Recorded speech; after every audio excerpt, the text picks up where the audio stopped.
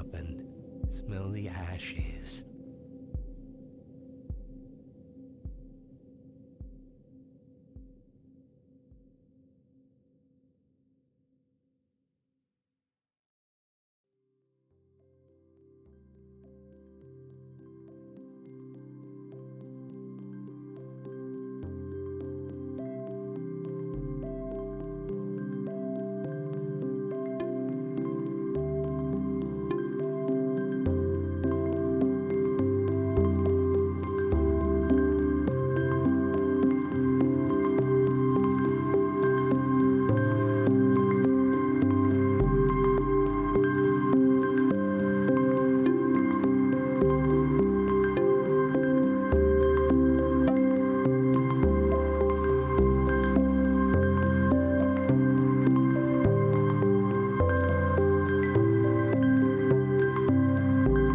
Well, hello everybody, and welcome back to a live stream on the Nobel Twitch channel. My name is Nobel, and today we are going to be playing some Minecraft. And, Borbergorl, it is indeed a Sharko, and I hope you enjoy your golden cookie and your jammy dodger. And... Nubian, thank you for the rise and shine. And indeed, let's rise and shine, Mr. Freeman. Rise and shine. And let me get Gary, please and thank you. Can we have a shout out for the cute beans in chat?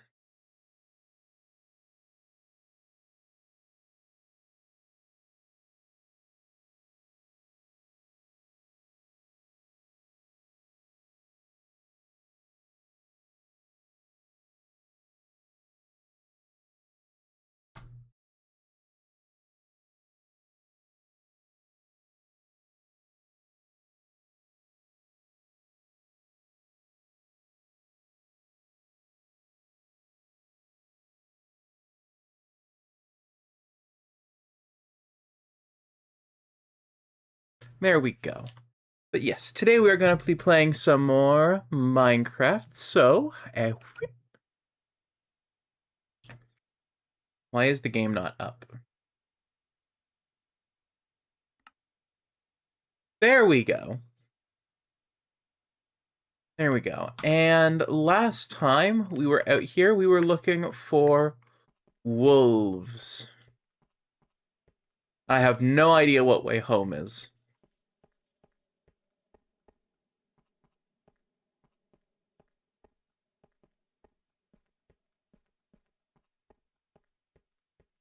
Actually, home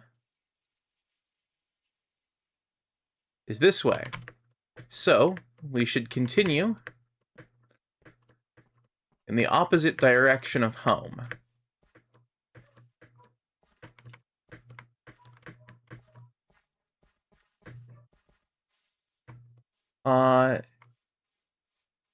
Get here right after the shoutouts.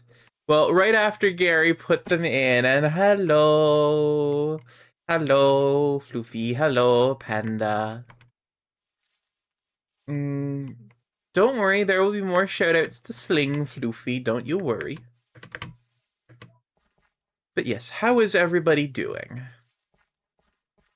And indeed, Panda does need booped.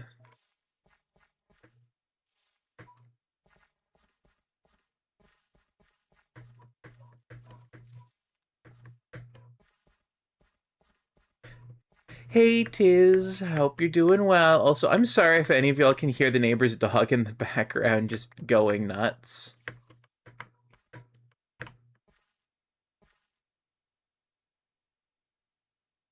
Huh. Trying to figure out what the hell that was. Apparently the leaves on trees can shed. Neat.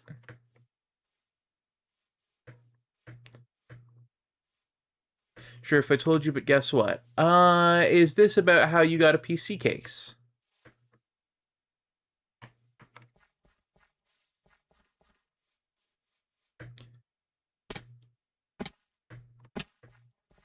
You know what? I think I'm gonna head home and pick a new achievement to work at.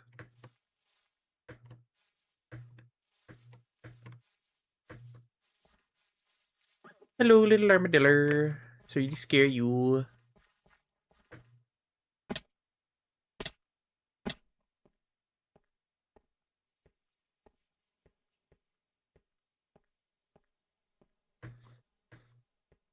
It's funny that they're adding realism to Minecraft.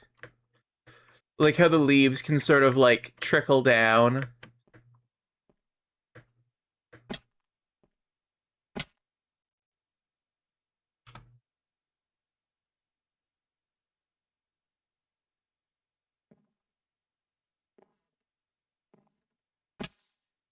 What the hell? This isn't spawn.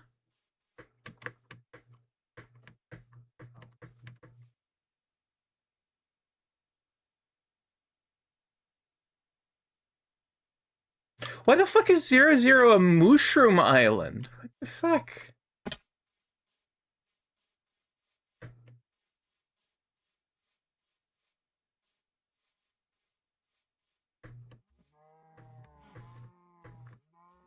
What the hell is going on?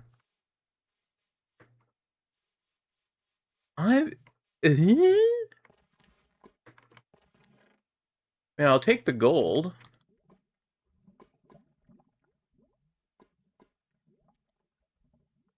Over some kelp. Sitting over some dirt and a fire charge. I'll take that, sure.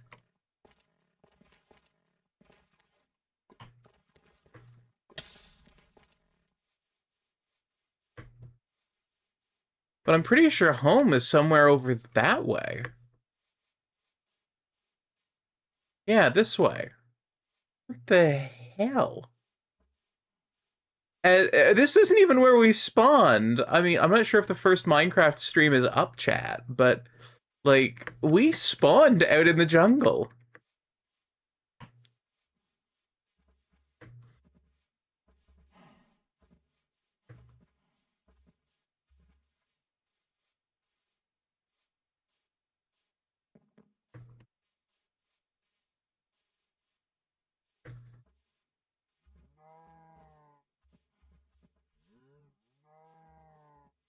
I guess it's a good thing we set up the respawn anchor so I'd know exactly where I'm headed. But...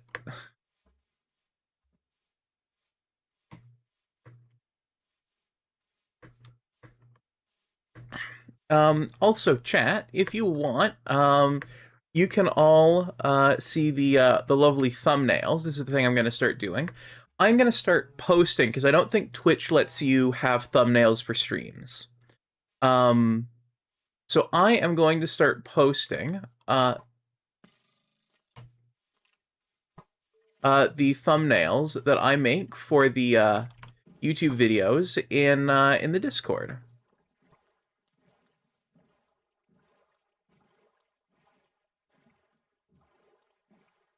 Yes, okay, this is the correct way.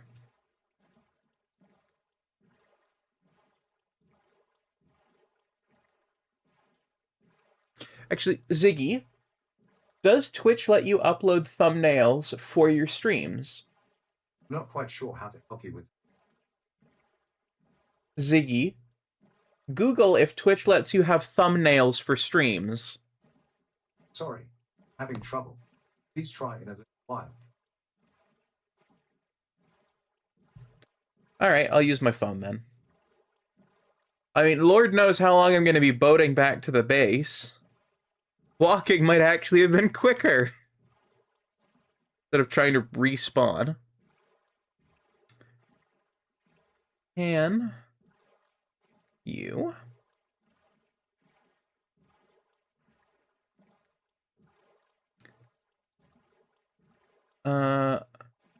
set thumbnails for Twitch live streams? No, you cannot. So I'm going to be uploading those into,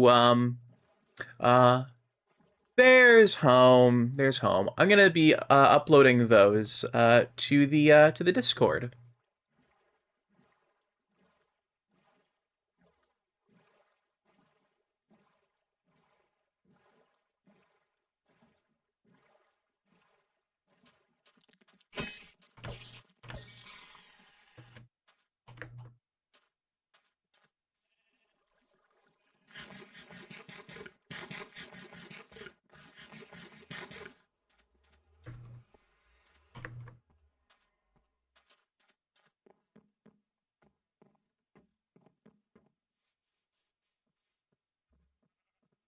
Alrighty.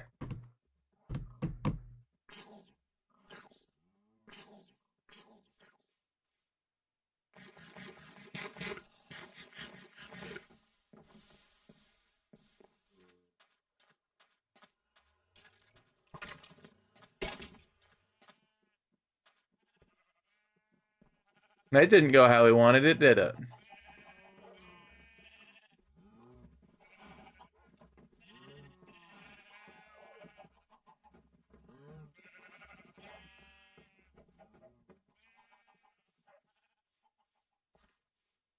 Alright, we've got the barn that I still gotta finish.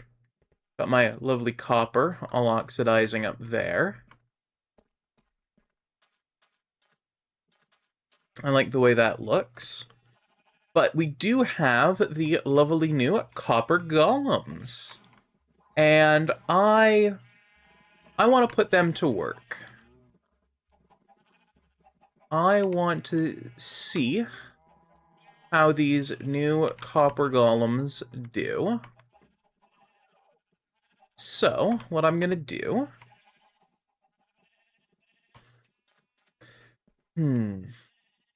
I think is I have been wondering what to do with this.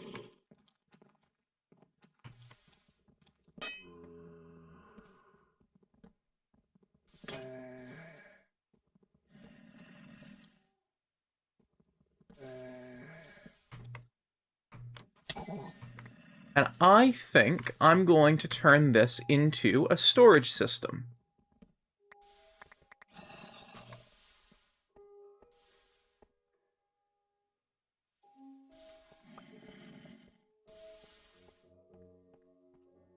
That's, I think, what's going to happen with this.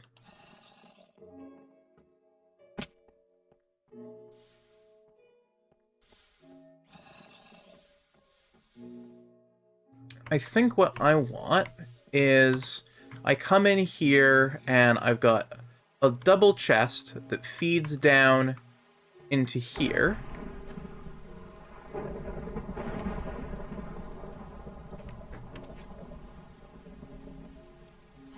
Fuck.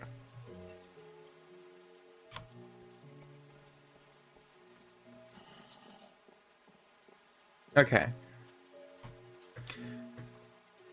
Gonna grab a pickaxe.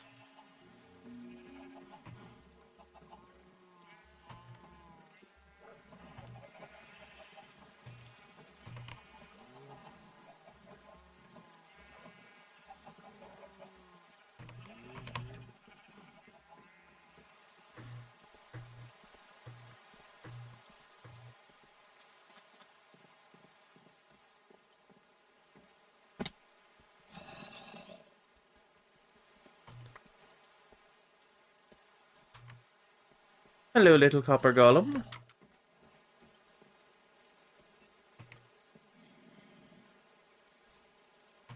Then here, let's make him happy to start with.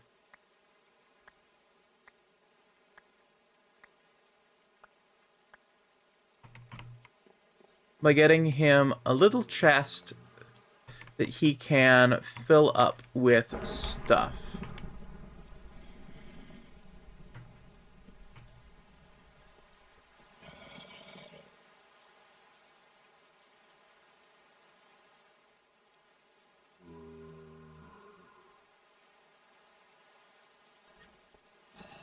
There you go, little fella.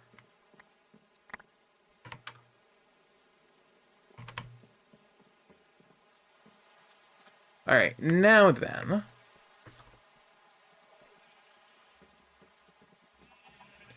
I gotta get me a double chest. And yeah, sure, I'll take jungle wood for that double chest.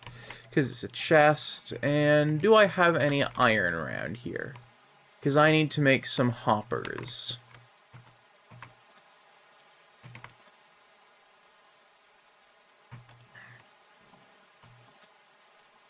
Okay, I don't seem to have any in there. Maybe I've got it in material.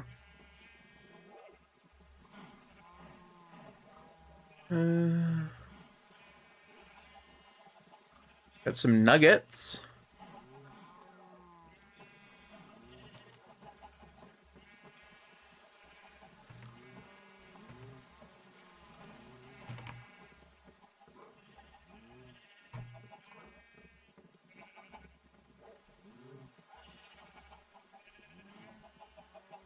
Surely I must have some.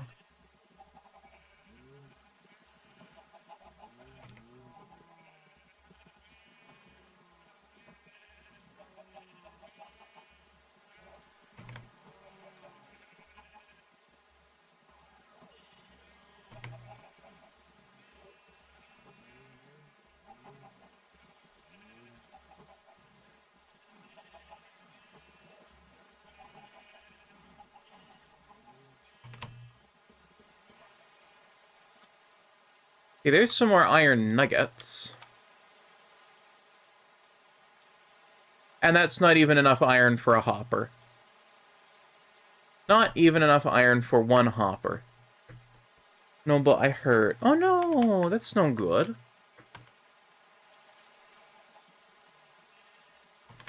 Okay. I think my little copper golem can keep himself entertained for a little bit.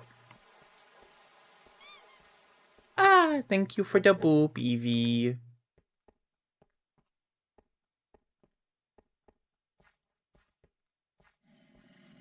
Cheese. We'll go somewhere where there's cheese. Ooh, cheese is very good. Yes, let's go somewhere where there's cheese.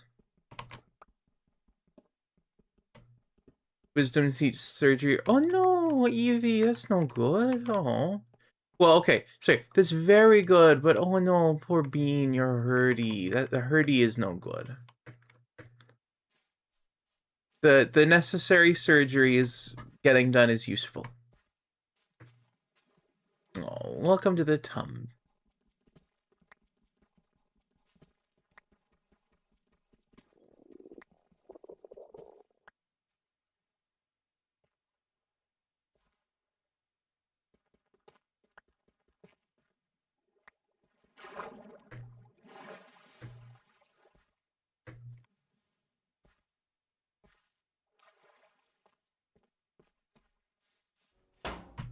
Cheese.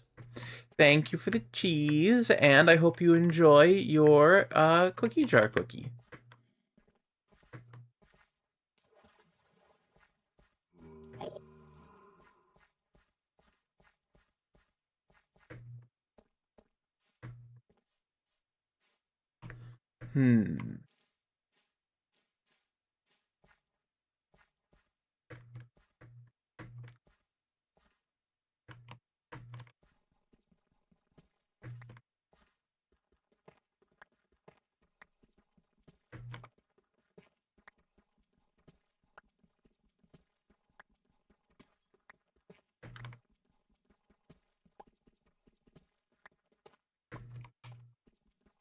Alright, now let's get these picked up, and I should. Thanks, Twitch, for making my name gray. Oh no, poor Shade. Hello, Shade. Can we get a shout out for Shade, please, and thank you from one of our wonderful mods?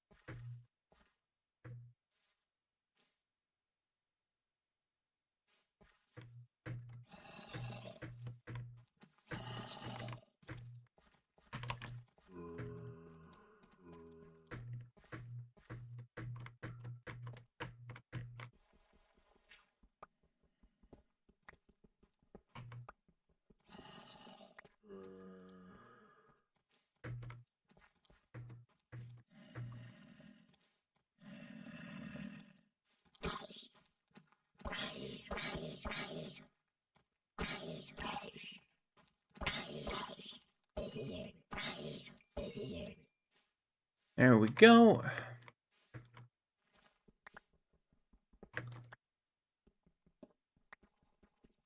Great frickin' wonderful, can't catch a break. Oh no. What's been happening today, Shade?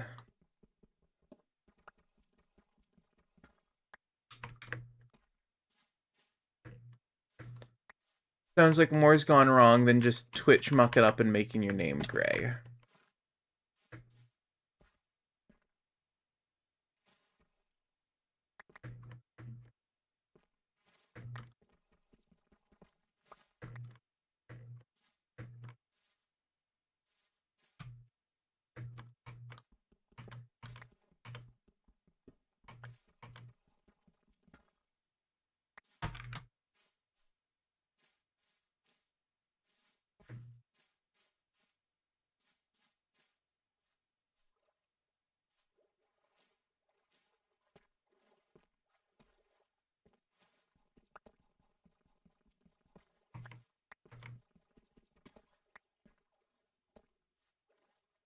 You need to change name color.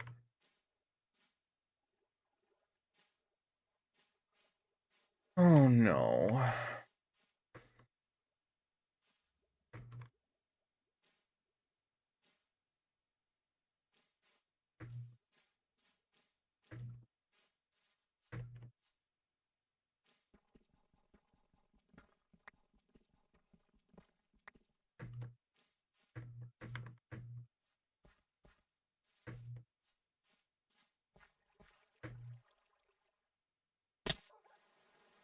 Alright, there we go. Back up to the surface.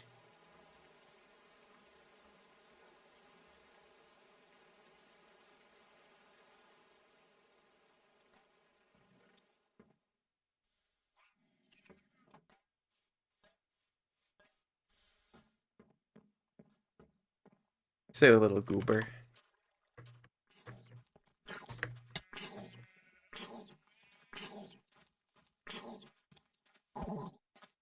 That explains why he hit like a truck.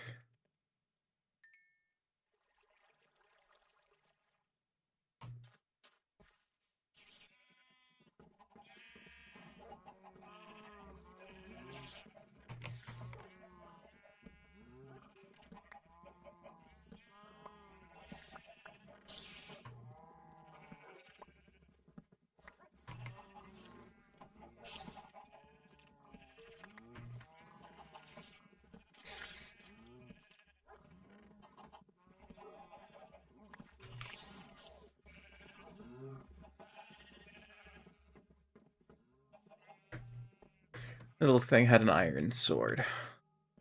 Shame he didn't drop it, I wouldn't have minded that.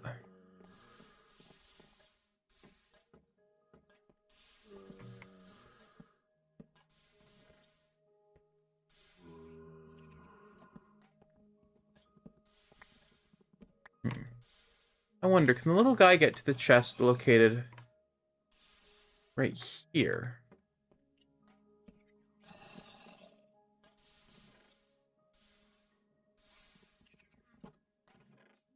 He can!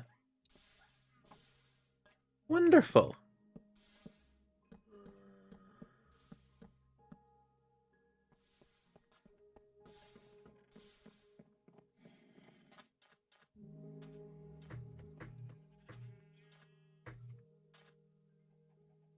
And hello, Jensen. Thank you for getting the shout out for Jensen.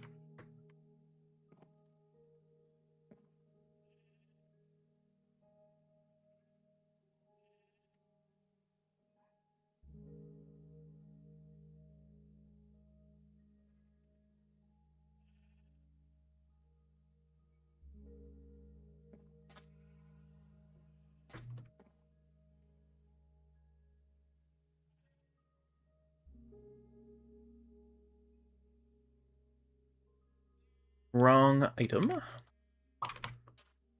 There we go.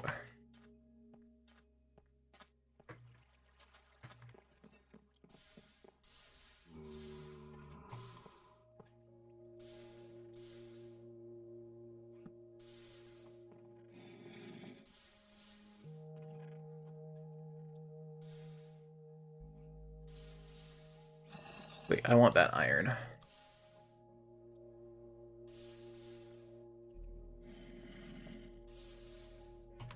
I'm gonna let the little guy kind of run amok and get everything sorted, and then I think I might go through myself and manually resort stuff as I see fit. But I want to give the little guy a chance to, you know, put together his own little sort.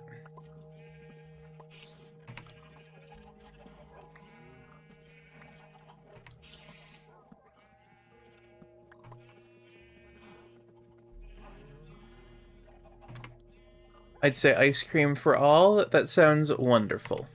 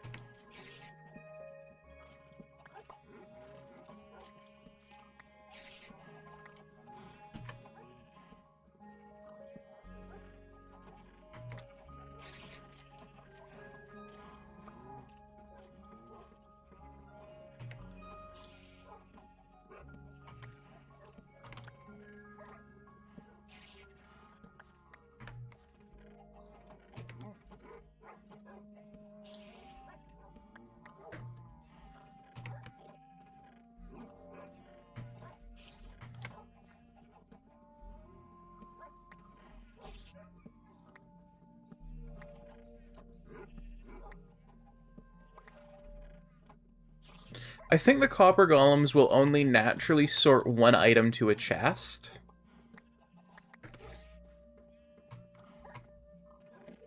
Unless there are already multiple items in the chest.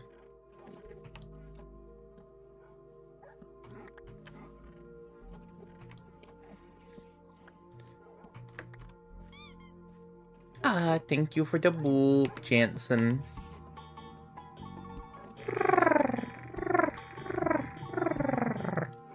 And thank you for the head pats. I hope work was better today than it has been in the past.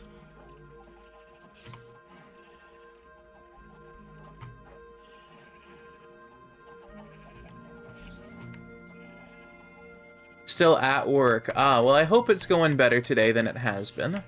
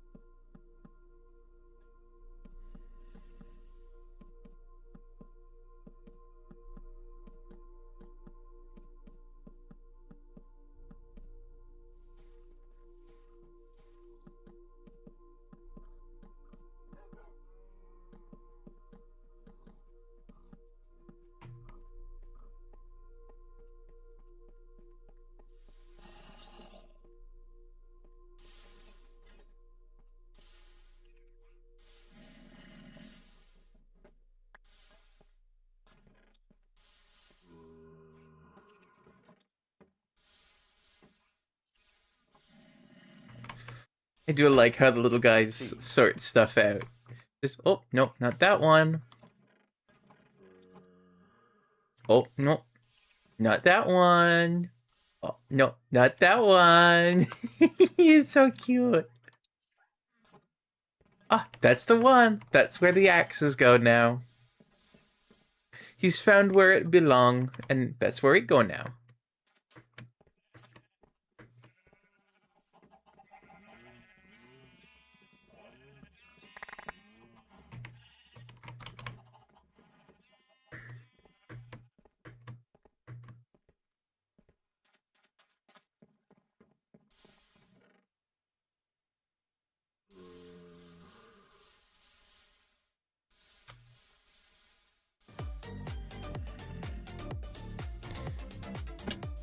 Thank you for the crab, Rave Panda.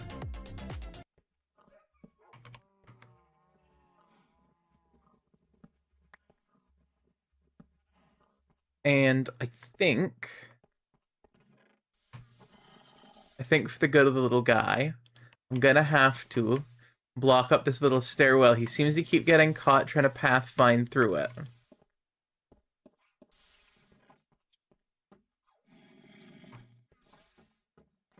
I just can't have the little guy getting stuck like that. It's not good for him. Everyone needs Crab Rave in their lives. I'm inclined to agree. Alright, and I'm just gonna stuff as much stuff into these chests as I can.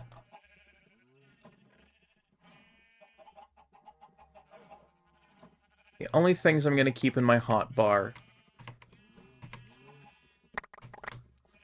or in my inventory for that matter.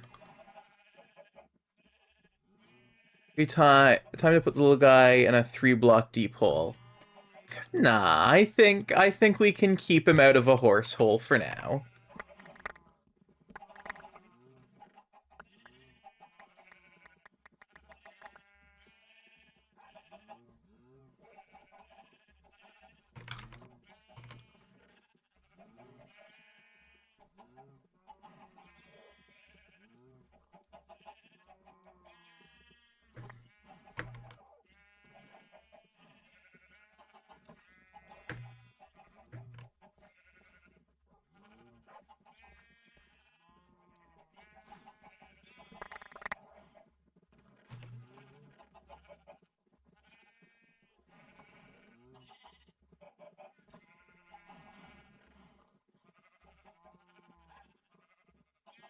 In case people don't know, by the way, some people in Minecraft will put horses in 2x2 3 deep holes because they won't naturally pathfind their way out of it, but you can hop on and jump them out of it.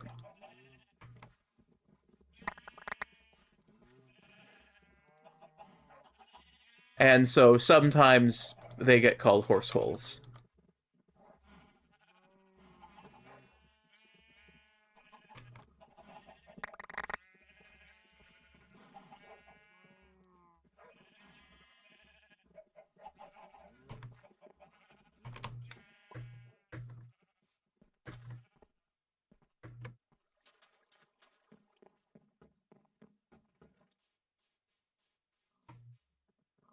But I like the little guy. He's a little quirky, but he's nice. Nothing wrong with a quirky little guy doing quirky little guy things.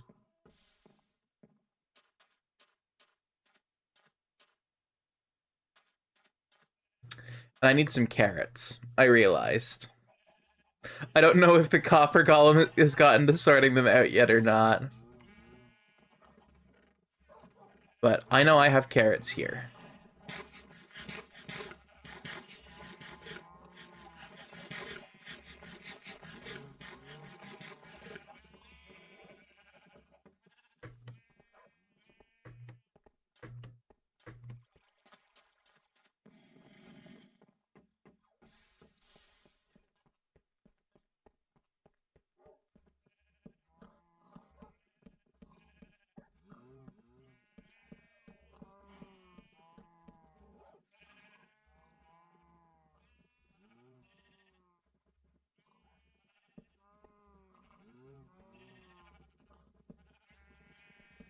This corner is going to get set up for enchantment stuff, so...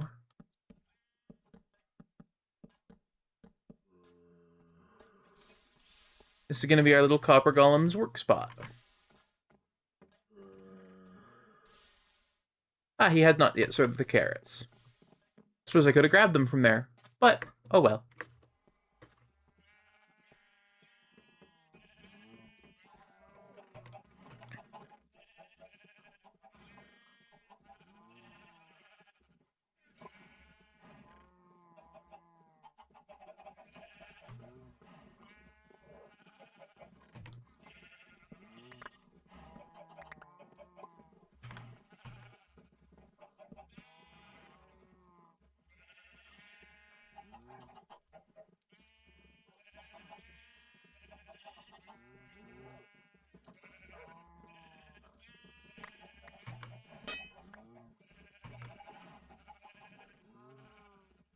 And because it's updated, it's broken the resource pack.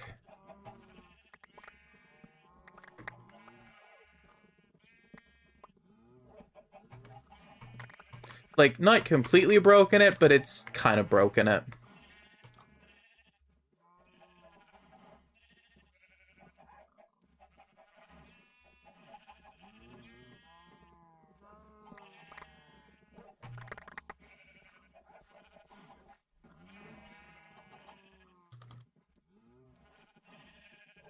I wonder how it considers what items should go together. I wonder if it thinks of tools as belonging together. I suppose I'll find that out when I see how it sorted everything.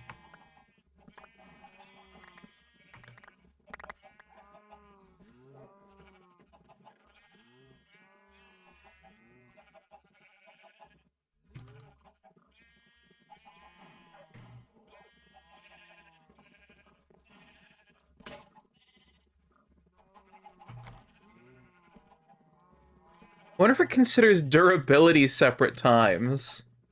Separate times? Separate items. Like if it's the same item but a different level of durability, if it considers that a separate item? That would be interesting. I think it would be a terrible way to have the little guys work, but it would be interesting.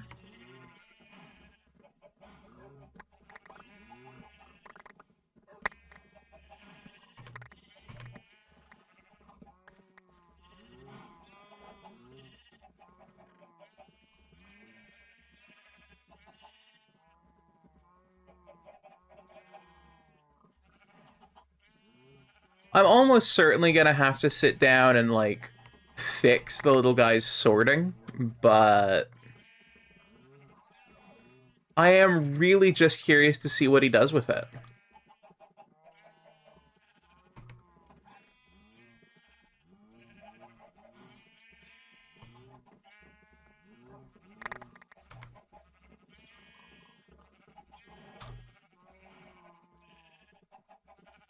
So once I get all of these chests condensed down into the fewest possible chests,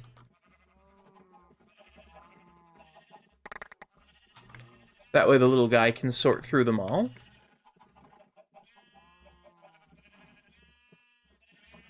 Because I was never very good at keeping my chests organized, like, even though I marked out what they were for, did I do a good job of maintaining what they were for? No.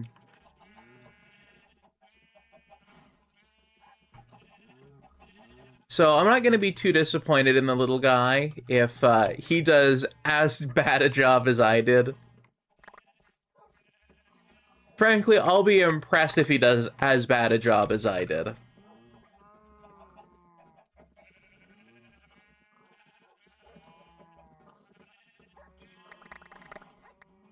But yes, how is the Minotaur? Well, I wasn't here. Yes, you did, Jensen. I'm sorry, I have not... I got kind of lost in what I was doing there and wasn't keeping up with chat.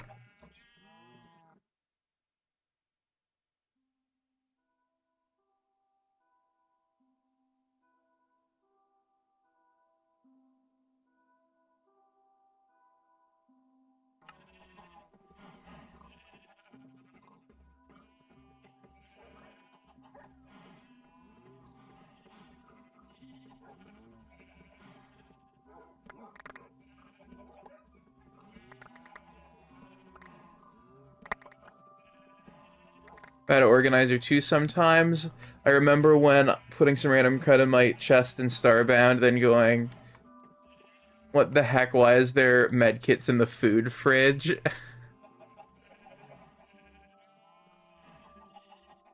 I know that feeling of just not organizing and not being fucked to organize.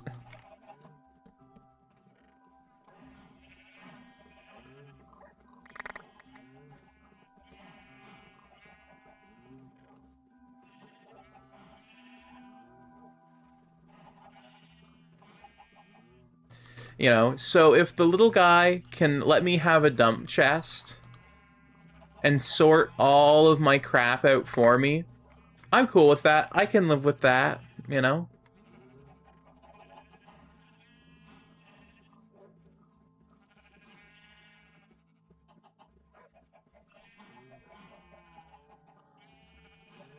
You know, I might need to set up an overflow chest, you know, a little second area where there's a second little guy who sorts out all the overflow.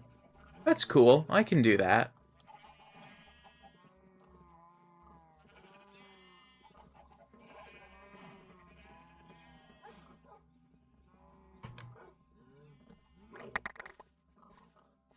Anyway, gonna grind on Gouda Gouda event in FGO. I have no idea what that means.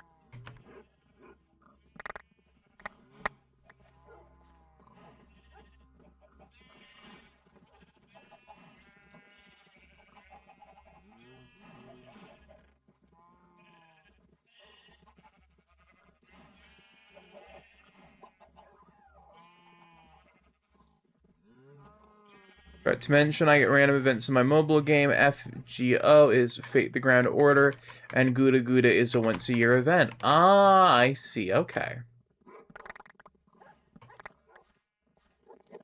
Isn't Fate the series that Astolfo is from?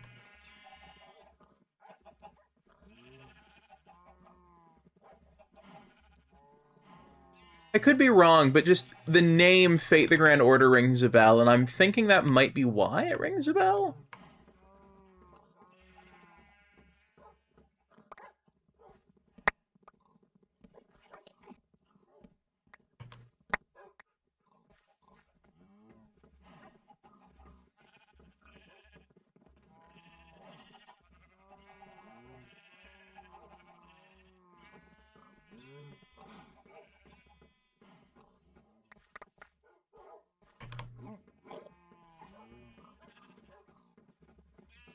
Alright, gonna run off to bed.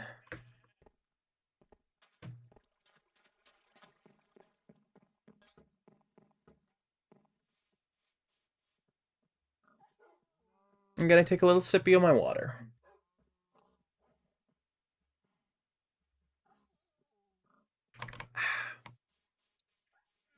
Lovely.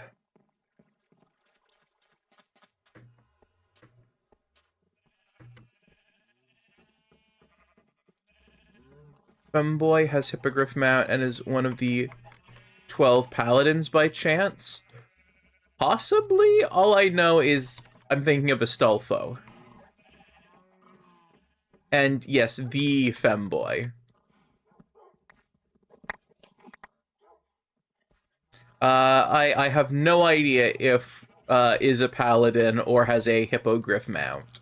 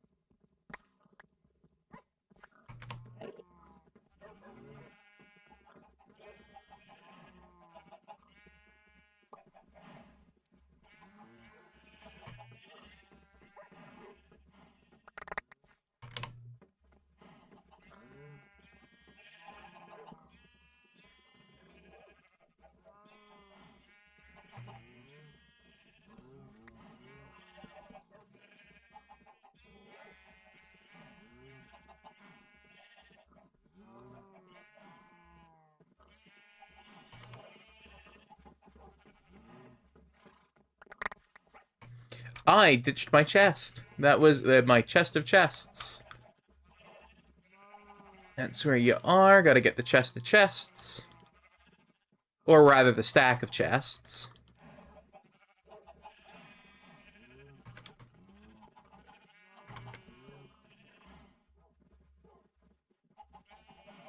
Who'd have thunk I could compact all of my well-sorted, organized, I could find my things down into a few much smaller chests and render it completely unusable.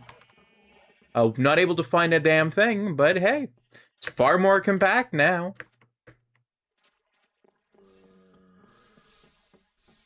That's why we got the little guy, though.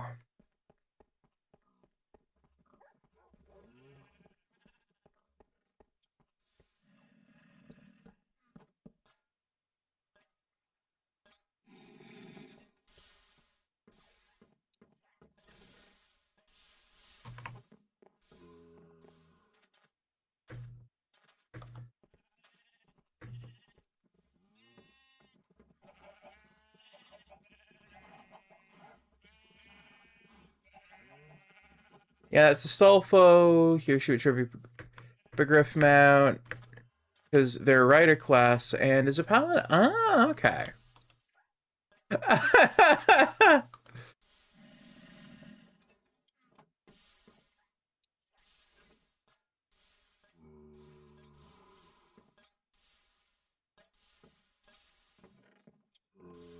He's realized there's a chest there.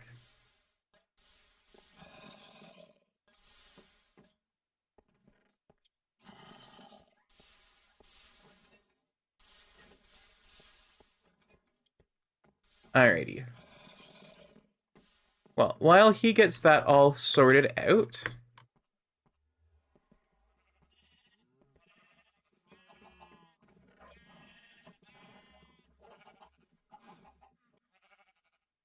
we have advancements.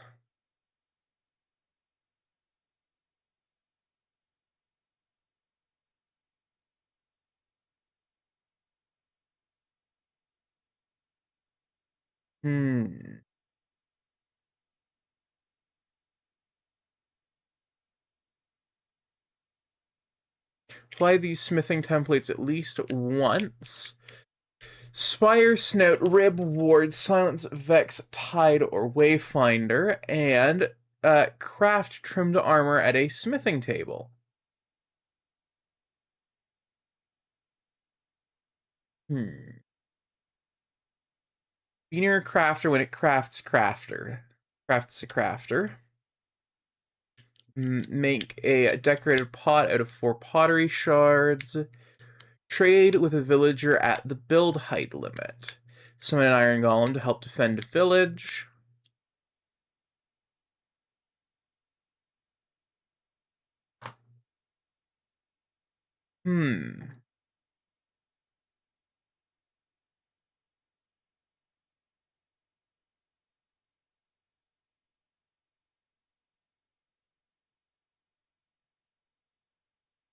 Okay, Surge Protector seems like a start. So how would I go about making a lightning rod? I would need 3 copper ingots. Alright, let me find my copper. Copper, copper, copper. Where would I find a copper ingot? If I find my copper...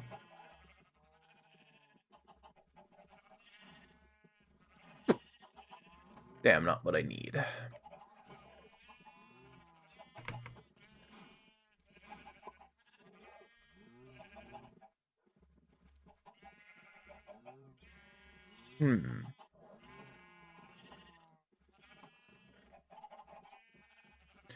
There we go. There's copper block.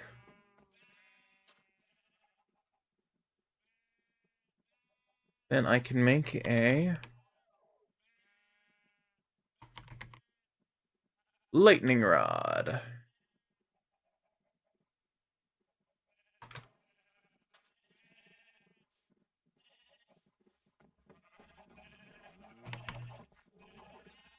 And build height, eh?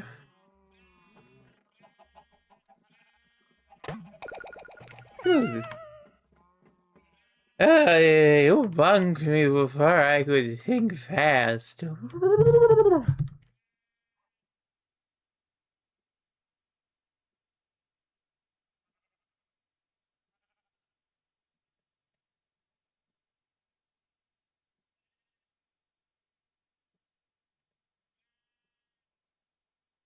Alright.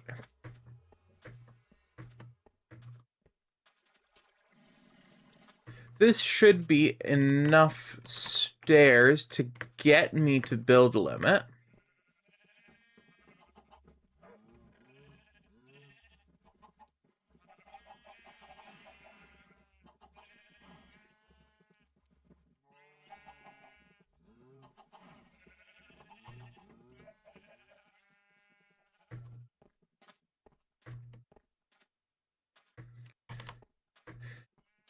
So,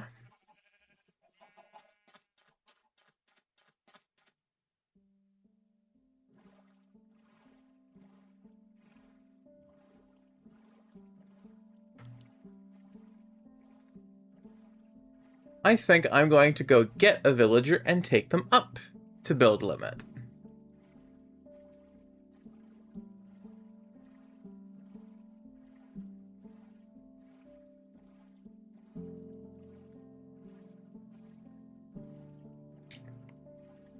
I was out today. I should have gotten chapstick while I was out.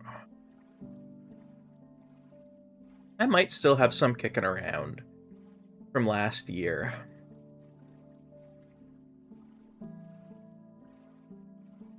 Just because my lips are starting to crack in a few places, and it's rather unpleasant.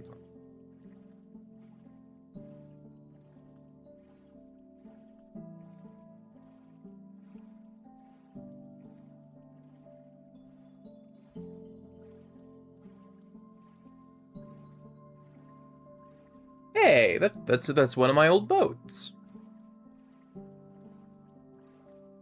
Now we've gone too far past it.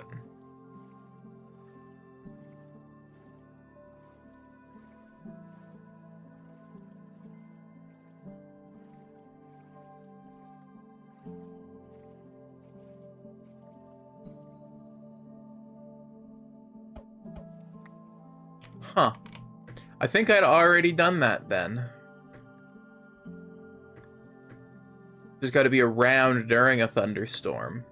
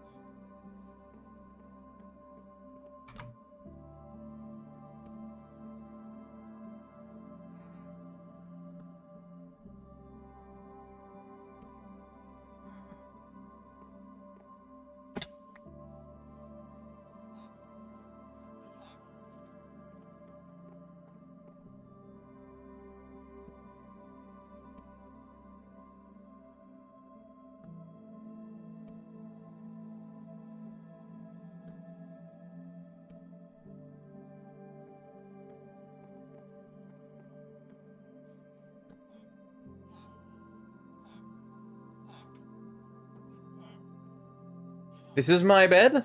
You may not have it. It is mine. I've claimed it. I brought it with me. I brought it from home.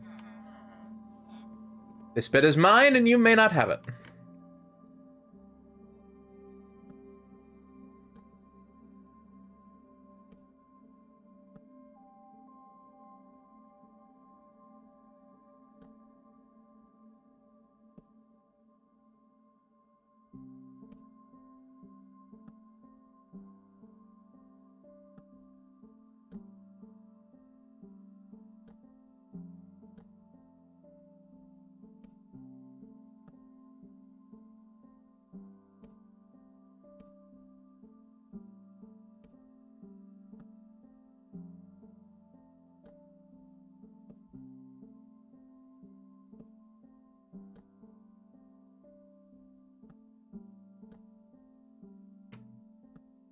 So my idea here is we've got to get a villager all the way up to build height. So by building this grand staircase,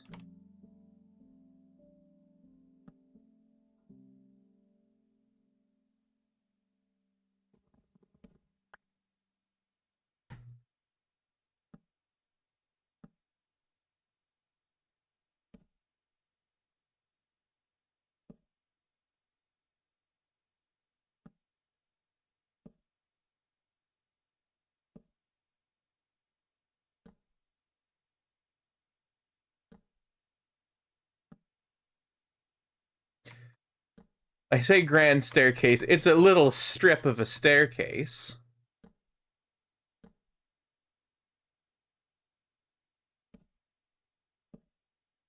I'll be able to slowly lure a villager up here.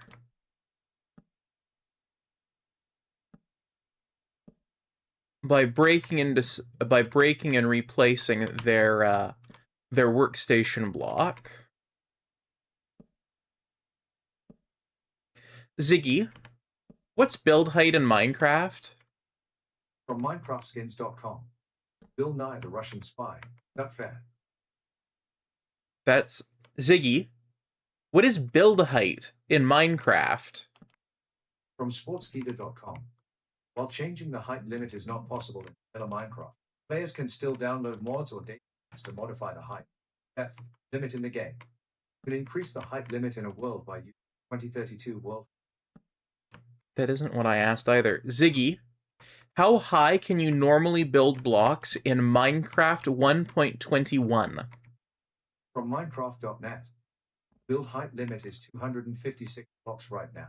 Will be increasing to 384 in total with lifts up.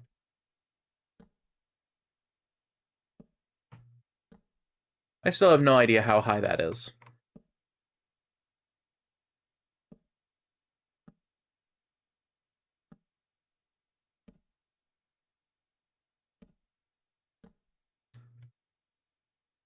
Chat, does anyone know how high the build limit is in Minecraft? Because I'm starting to suspect that just shy of 3 stacks of stairs is not going to cover this.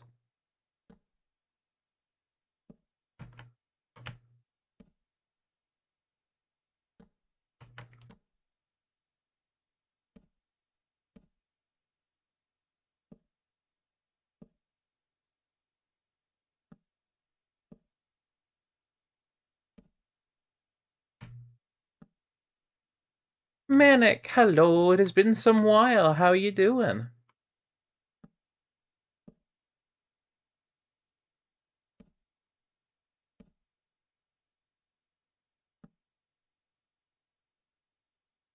Since Z refused to answer, the build limit is 310 blocks. Okay.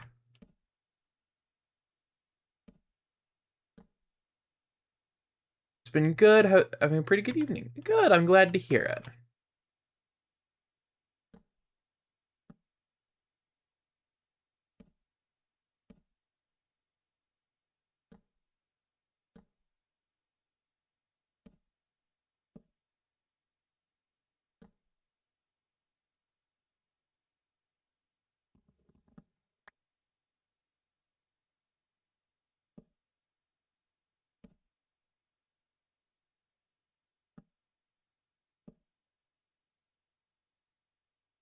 I am very glad to hear it.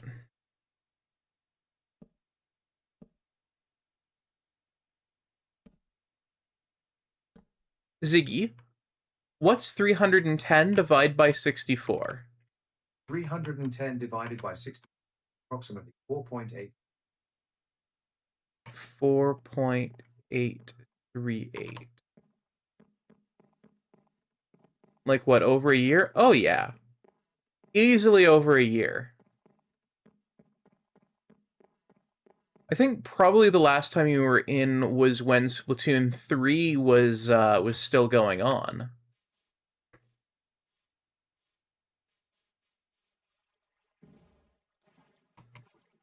Ziggy, what's 310 divided by 64? 310 divided by 60, approximately 4.8. 5. I need 5 stacks of stone.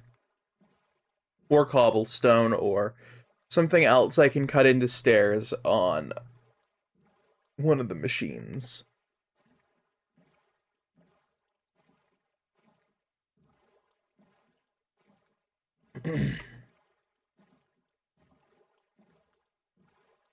Mid 2024. Yeah, and it's near the end of 2025.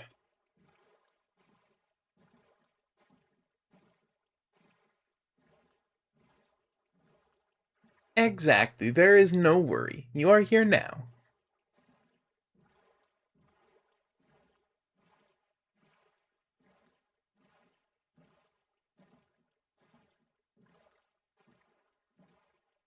What all have you been up to?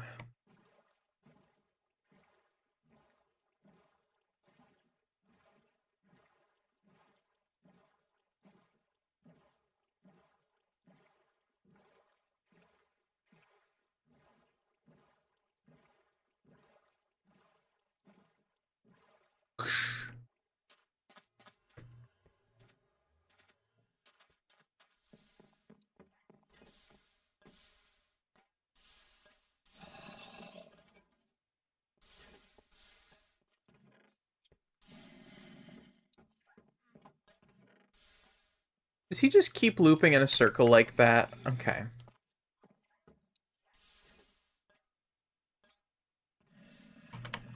In the event he does, he needs to not think that chest exists.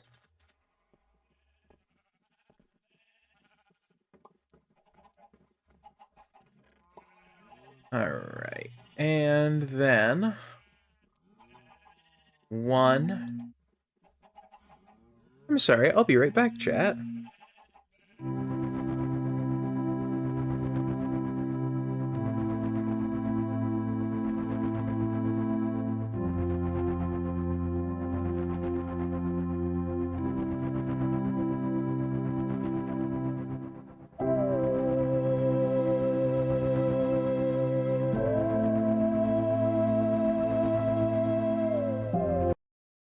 That was odd. I got a phone call.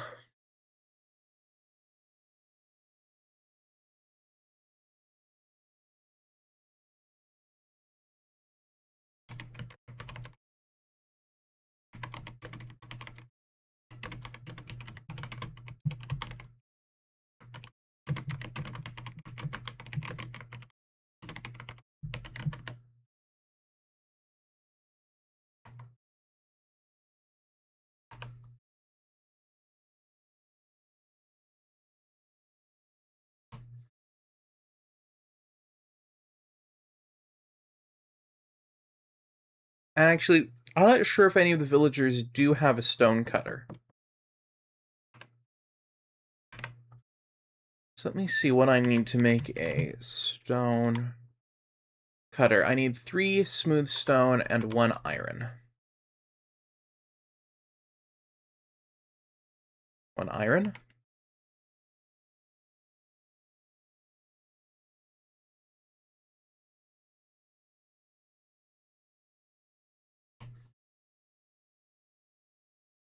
So I must have some smooth stone around here somewhere. Hello, Borb Girl. Thank you for the bonus ducks. The bonus bucks. The bonus ducks.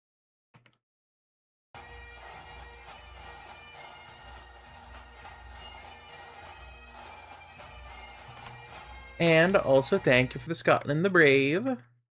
Ah, there's some smooth stone.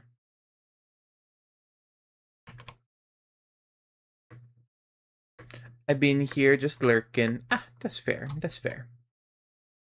Also, I didn't swap onto my game screen.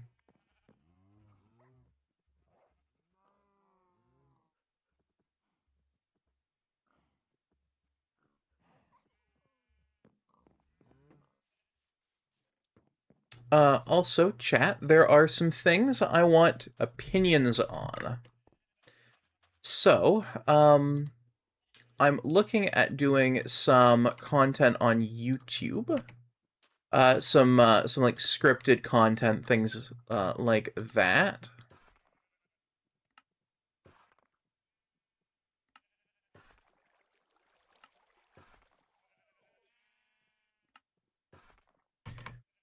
Oh, but given how I'm doing this, I'm going to need 10 stacks.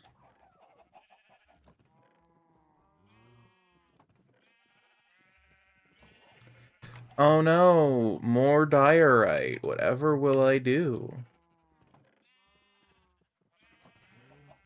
It's definitely my favorite block in the whole game.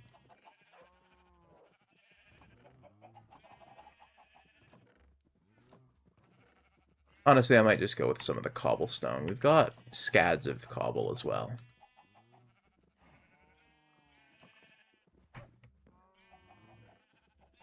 I might need a pickaxe.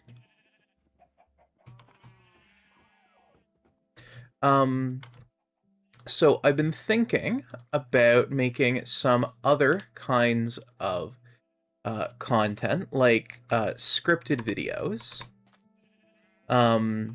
Since I can't stream every day like I used to, what with everything that's going on, I got thinking, well, hey, one thing I can do is I can make scripted videos.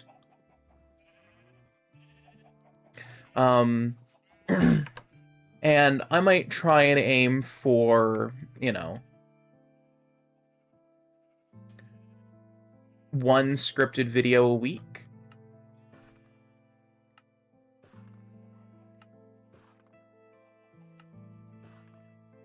Or, you know, some easy content to churn out would be like Let's Play content. You know, it would give you guys, you know, some Nobel content for when I am otherwise unable to provide. You know, and I know the nice thing about streams is the interaction, but, you know, I want to give you guys some stuff for when I can't be there.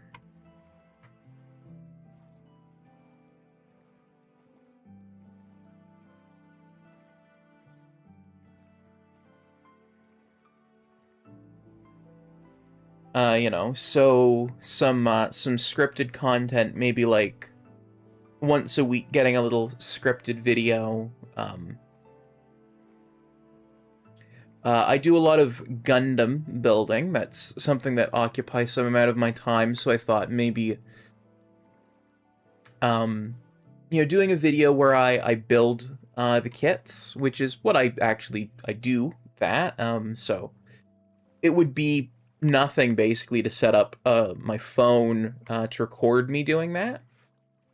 And I could just film that and put it up on YouTube, either with some sort of associated ramble along with it, or, you know, my thoughts on that particular kit, or, you know, some kind of thing to go along with it.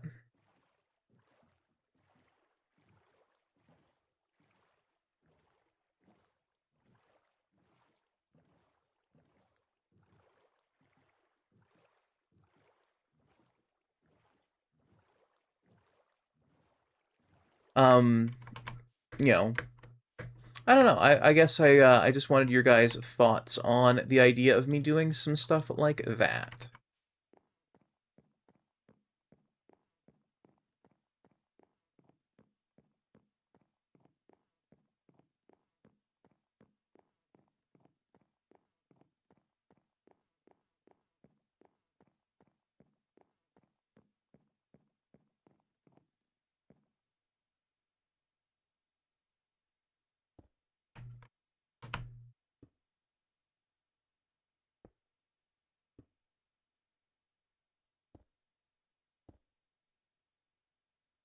How long roughly would these kind of video be? Probably somewhere around 15, maybe 20 minutes.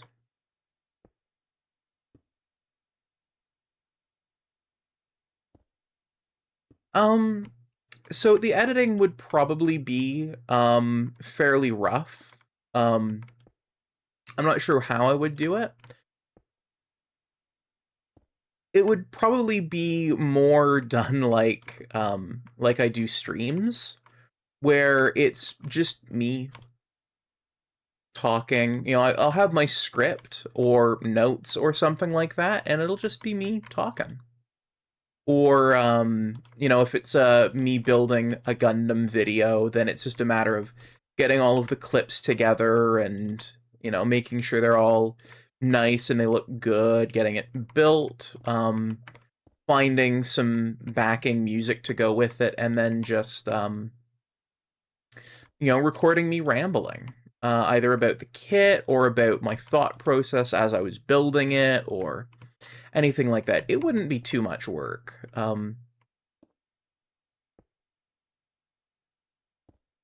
Let's play content. I would probably do it in the style of honestly, the Let's Players that I grew up watching, like Yogscast, where or the Gingercast, or you know, those types where the Let's Play gets recorded in, you know, a session,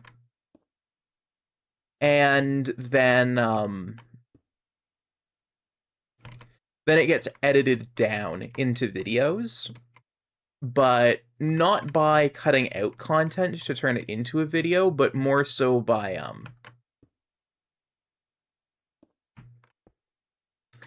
like just cutting it down. Yeah, more cutting dead air or trimming things up to be snappier rather than, you know, heavily doing multiple takes or, you know, spending multiple hours in a thing. The scripted content would probably be a little bit more edited. For one, there'd be a lot of ums and ahs. I'd have a script, so any flubbed takes. Um,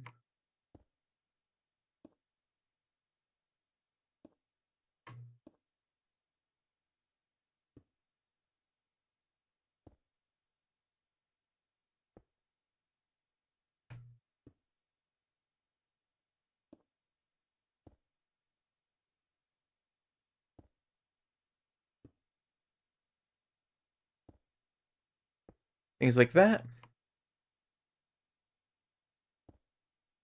But you know, I also want to make scripted content, and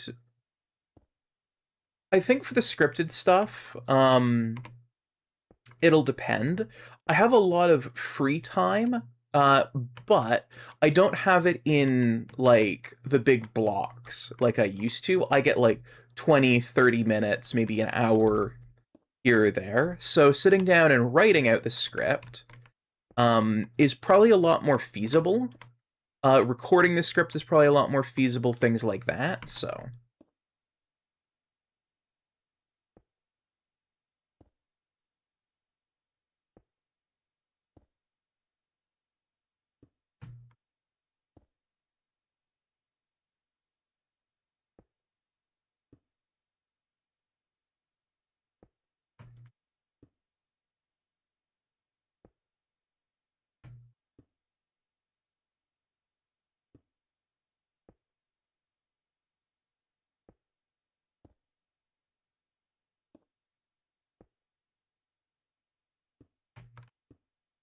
I don't think I could bait a villager into a bubble elevator all the way to the sky.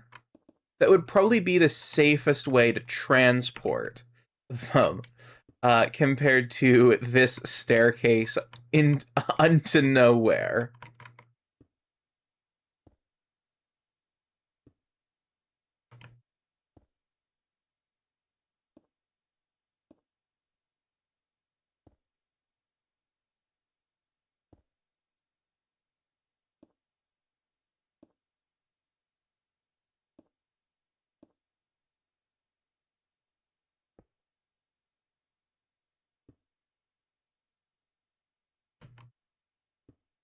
But yeah.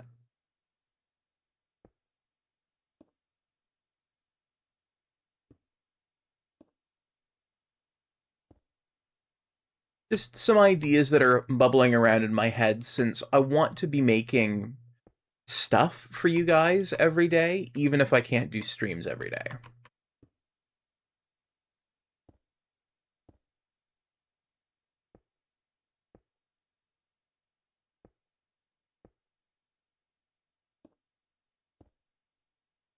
And I'm thinking of using the 2 weeks. So that we've got this week, and then there's 2 more weeks before I'm going to be taking till January 1st off.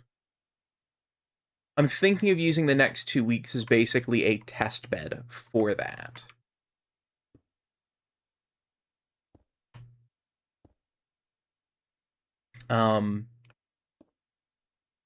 So I'm thinking, trying to stream Monday, Wednesday, and Friday, and then Tuesday doing a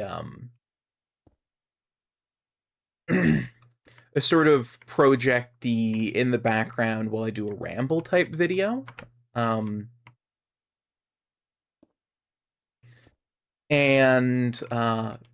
making Thursday some sort of pre-recorded gaming content,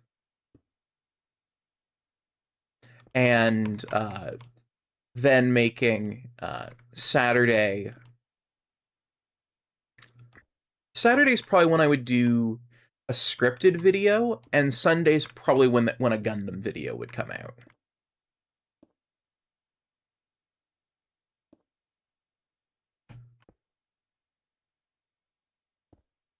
Just because, I tend to take a week building my kits, cleaning them up, doing all that stuff, so...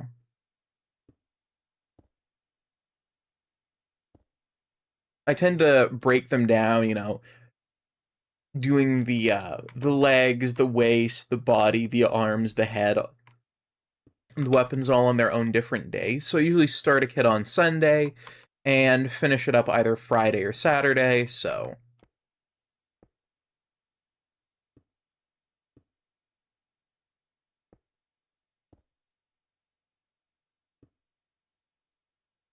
Get the footage shot, then get everything edited down probably Saturday evening.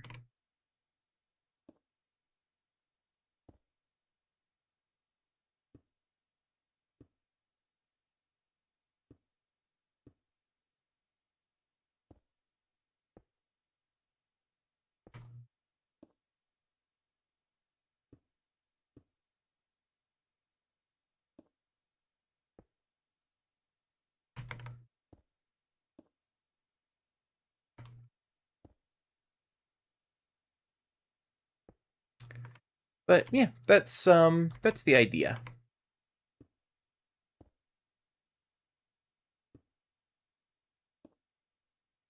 Hey, we're almost to the build limit.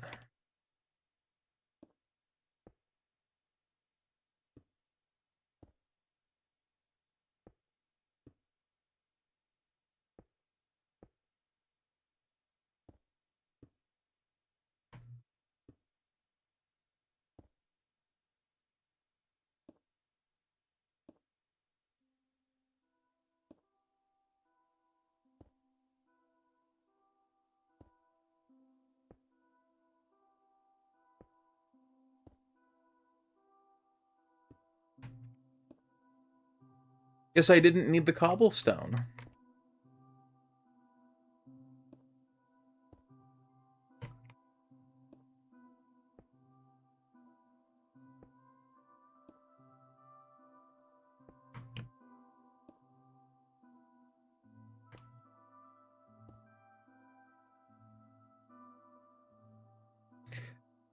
Build limit, double check, apparently it's 319. I was both thinking of Bedrock Edition and something did a typo, sorry. No, you're all good.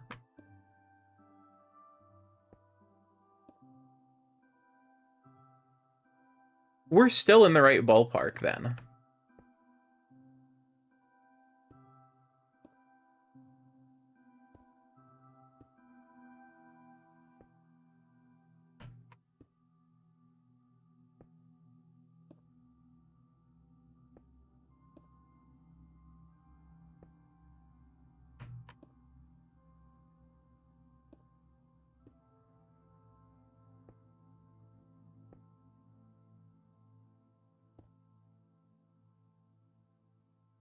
Yeah, okay, I can't build above here, so... Gonna make a little platform here.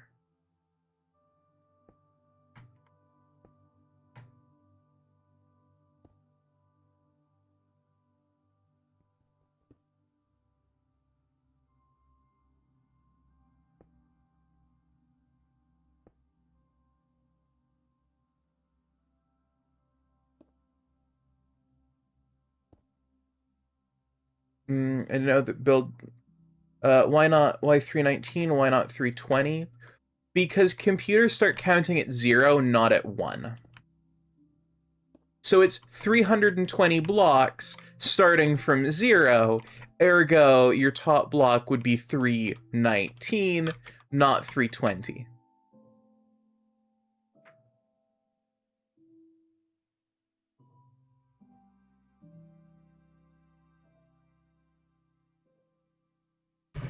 So, you know, a human goes 1, 2, 3, 4, all the way up to 319. A computer goes 0, 1, 2, 3, 4, all the way up to 319, unlike the human who starts at 1 and goes all the way to 320.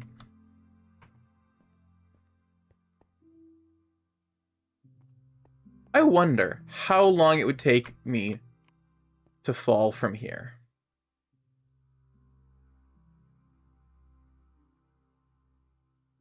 Okay. Stopwatch. 3, 2, 1.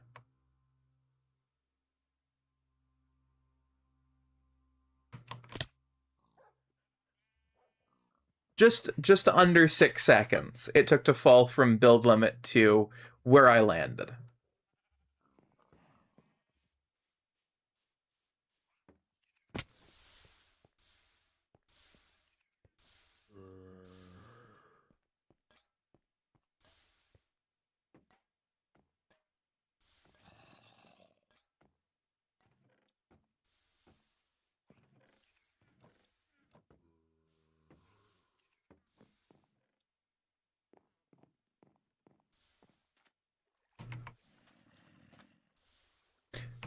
Back. I did not bring my boat. Now go for the maximum from build limit to the lowest block.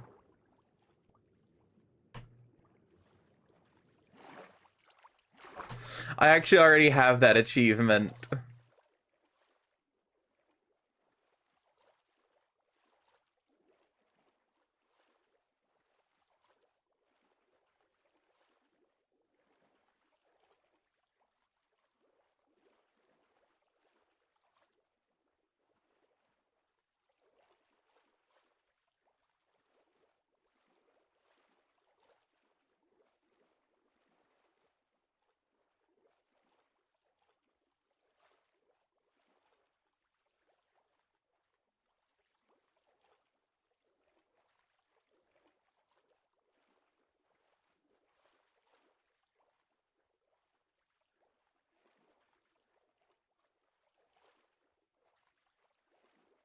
I'm gonna guess that Minecraft doesn't have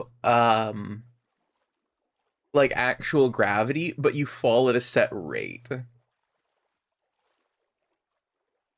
I built a little thing so that way I could only fall straight down.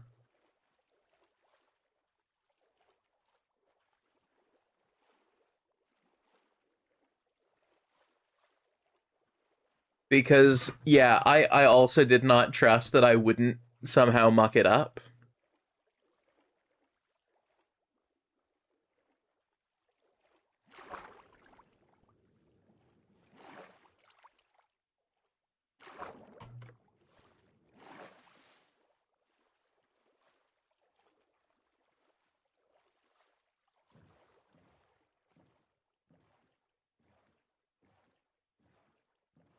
Also, you can't even see how shit the diorite looks from down here.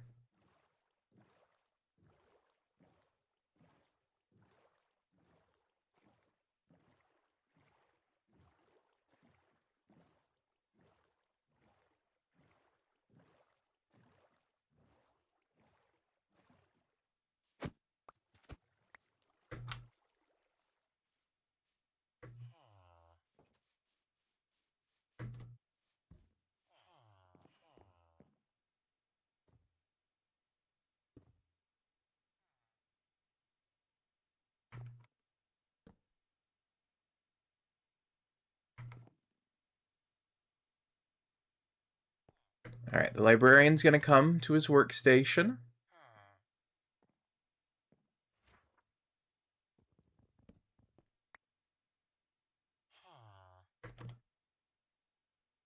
And now he's stuck up here.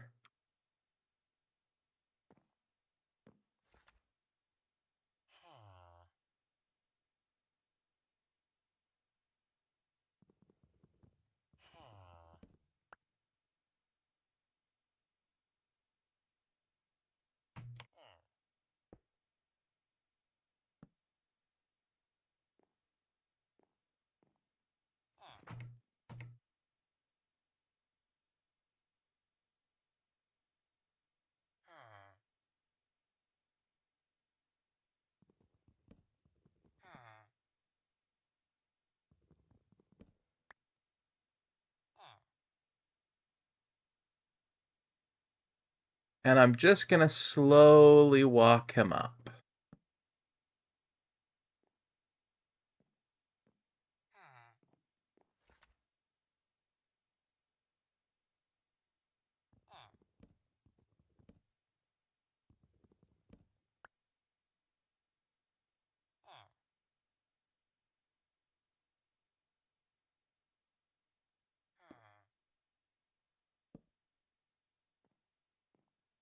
I trust the path-finding algorithm enough to, you know, not get the villager killed.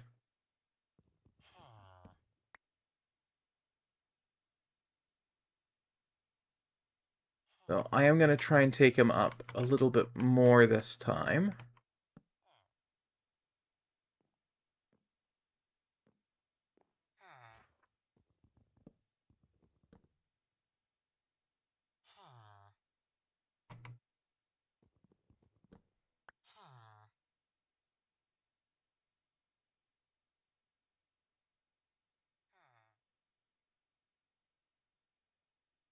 Gonna see if I can move him up 20 blocks. Oh, yeah, he picked up on it. All right.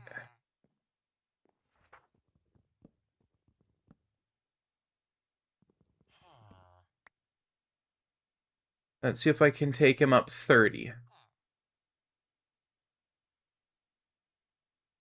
So, okay, 10,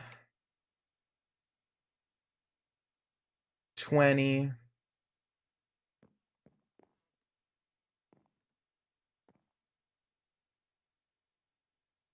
30.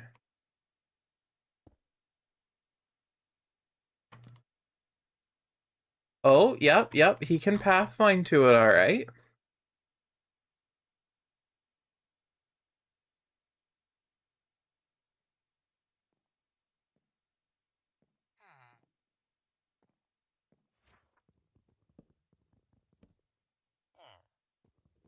I think I'm gonna call you Benny. All right, let's see if we can take him up a full 50.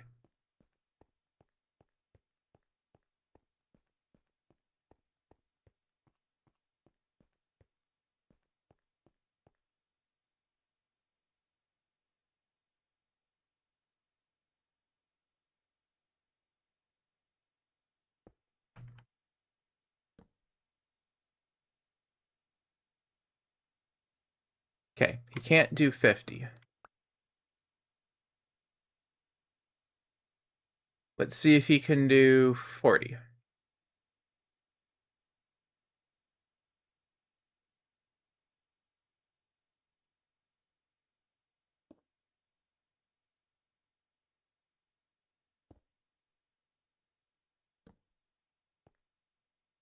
Okay, 40 doesn't seem doable. 30 might be the biggest increment we can make.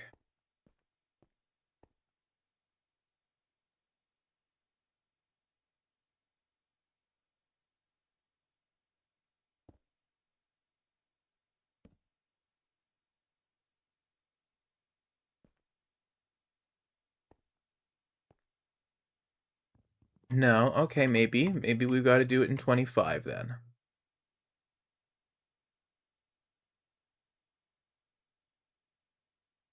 Unless his AI turned off because I got too far away.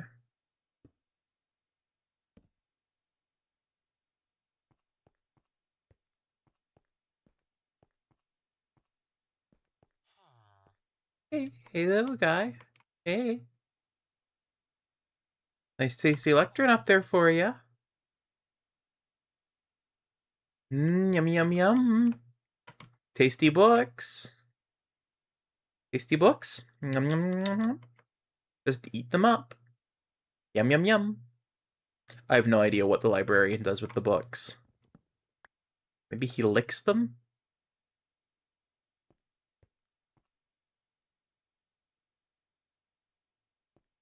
Oh, he started moving.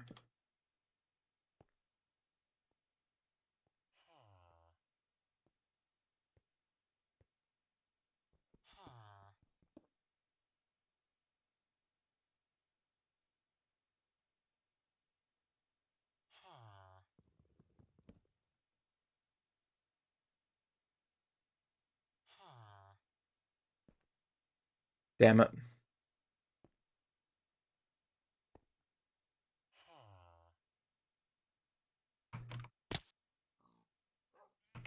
I didn't get the lectern. Feck.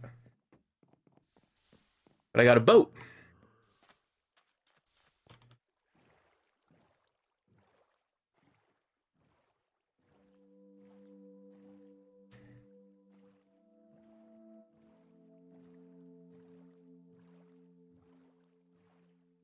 Oh yeah, I have boats. If I'd been smart, I could have hopped myself in a boat and just gone, woo! Been fine.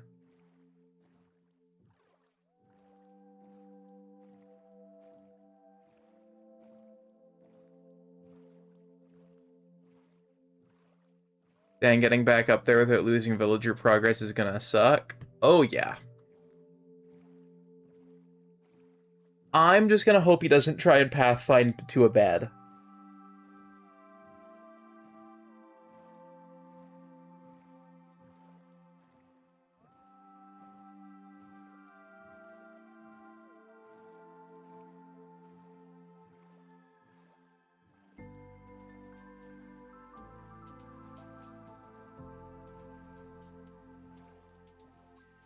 Though, actually...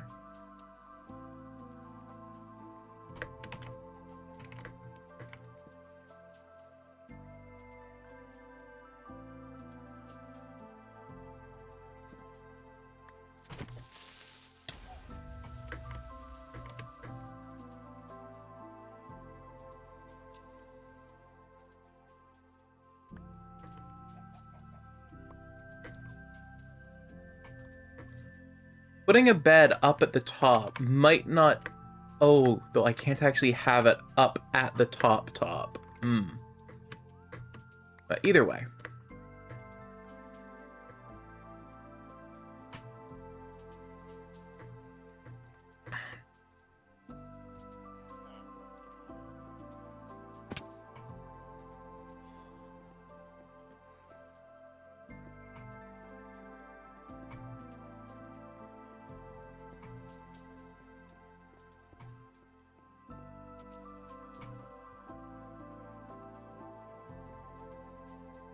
He's still up there. Good. Good.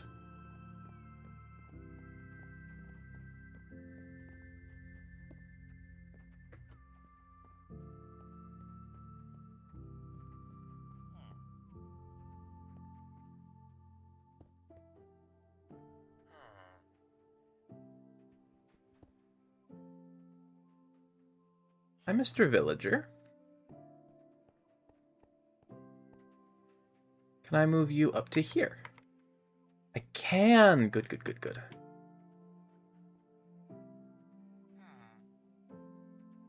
We've almost got you all the way up to the top.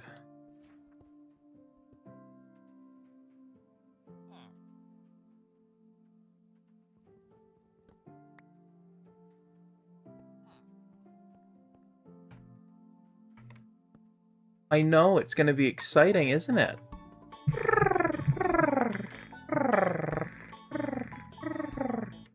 Thank you for the head pat, Tiz. I'm not sure if you can actually pathfind to anything down there anymore anyway. So I might not have to just break his only means of getting away anymore.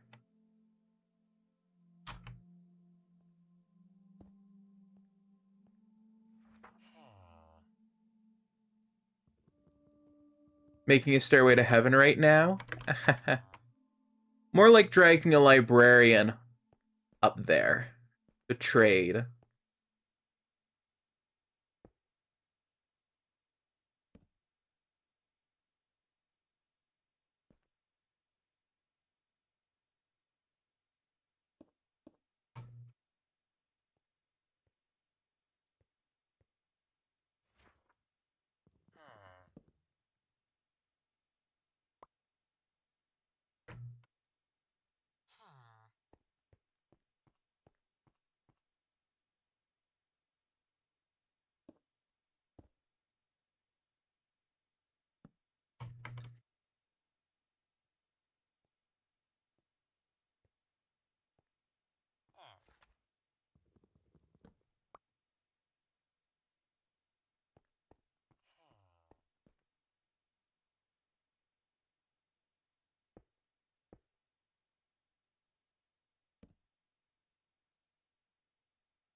We're in spitting distance.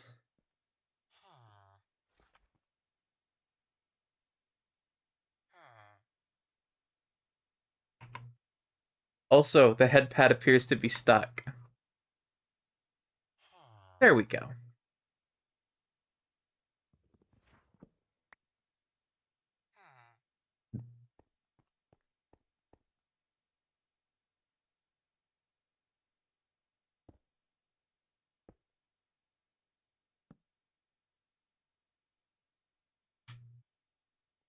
Come on. It's so close.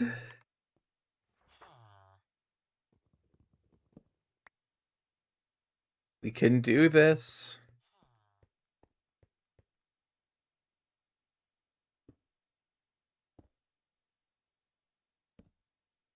Come on, Mr. Librarian.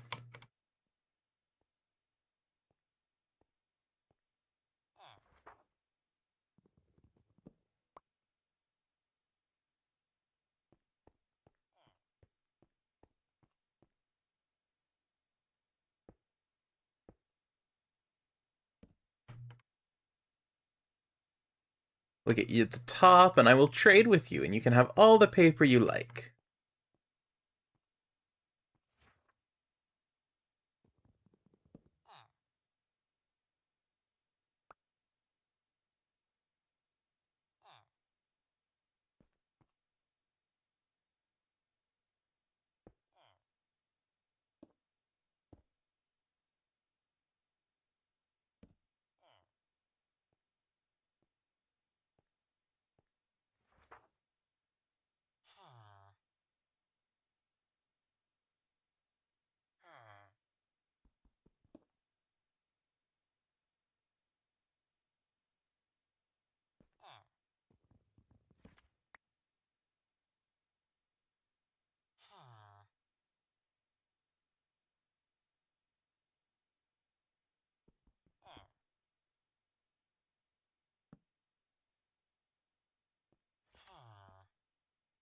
Good, good. We've gotten the villager all the way up here.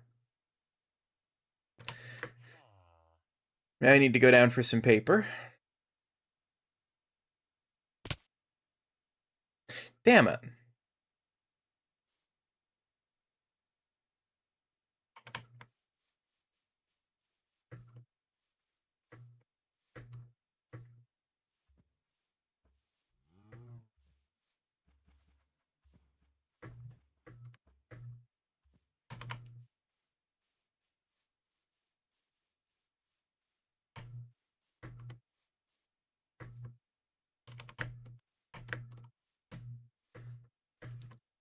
By the way, I'm not sure if any of you guys have seen the videos about, you know, Minecraft potentially playing itself for infinity. But I like the idea that, like, one of the last few things standing in Minecraft would be the Mushroom Islands.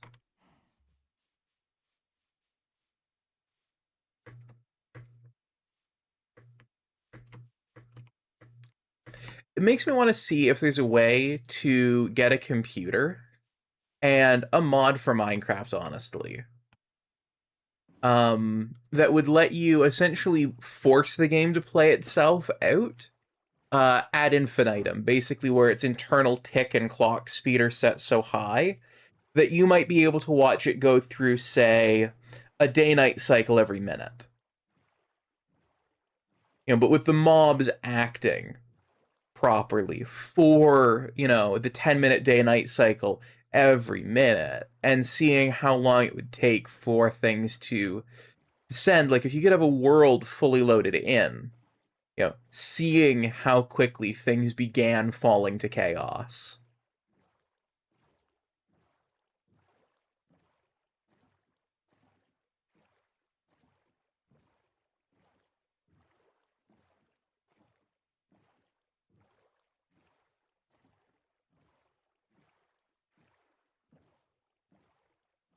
You know, maybe making a save every, you know, 1,000 days in game, or maybe 10,000 days in game. So you can, you know, look around and see the most interesting things that have happened. It's things my brain thinks about.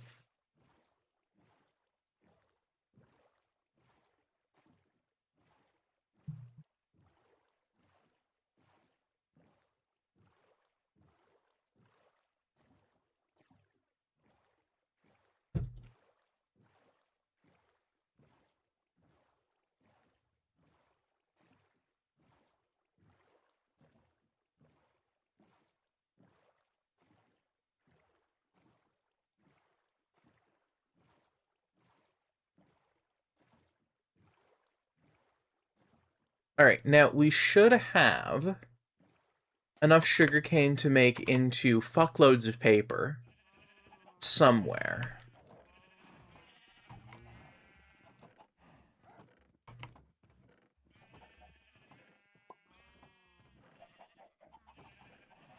Yeah, there's a stack. There's fuckloads of paper. All right, back over to our villager.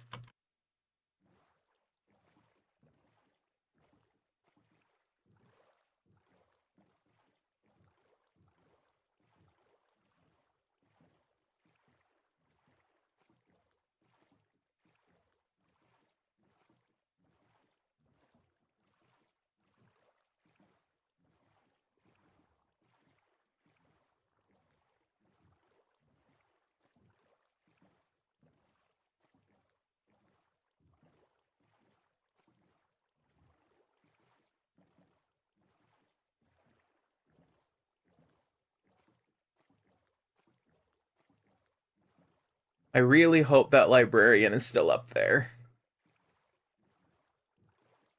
I would cry if he wasn't. If he had actually died, I think I would cry.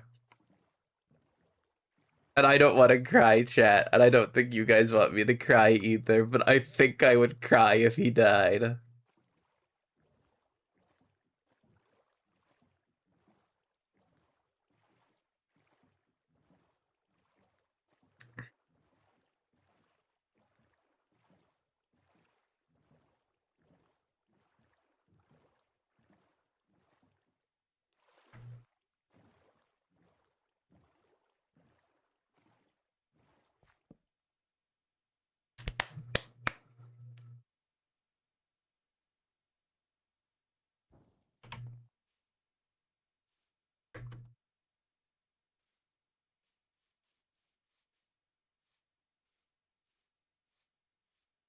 I'm not sure if that was a noise IRL that I heard, or what.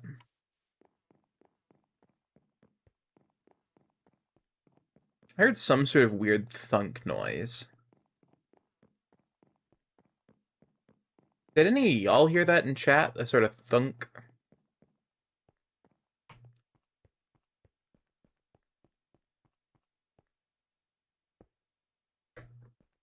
Okay, that was my phone buzzing.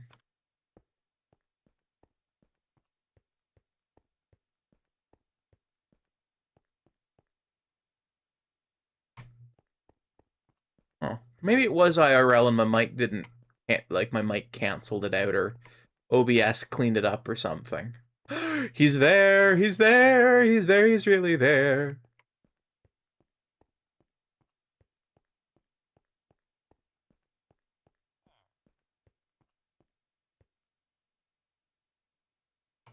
Come on, Mr. Testificate, up you go. This trade needs to happen at build limit.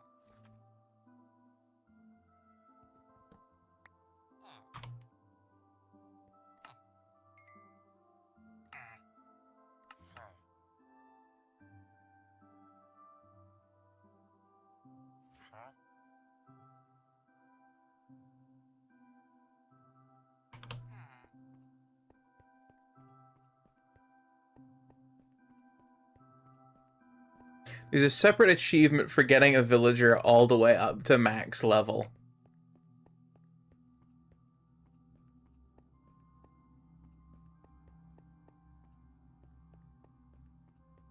I don't know, I don't think you have to get one to max level at sky height, but that would certainly be a funny double achievement, getting one to max level and at sky height, and at the same time.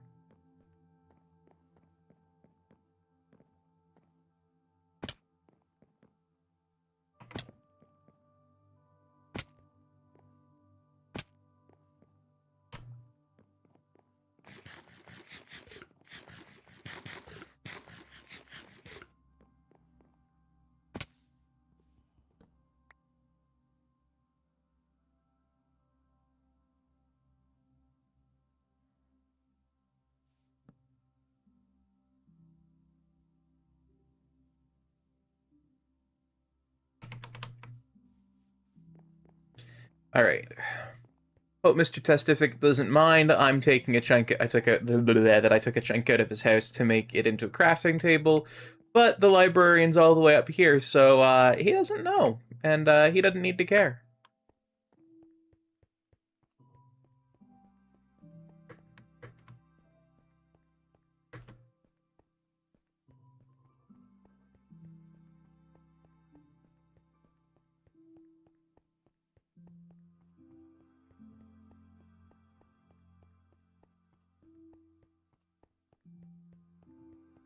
There we go.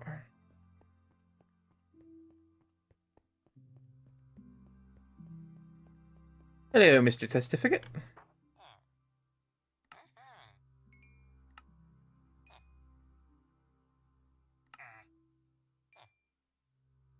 $12 got me a quick charge. Nice. I have no idea what this enchantment does. Good day to you, sir. I really hope I hit my respawn. Oh.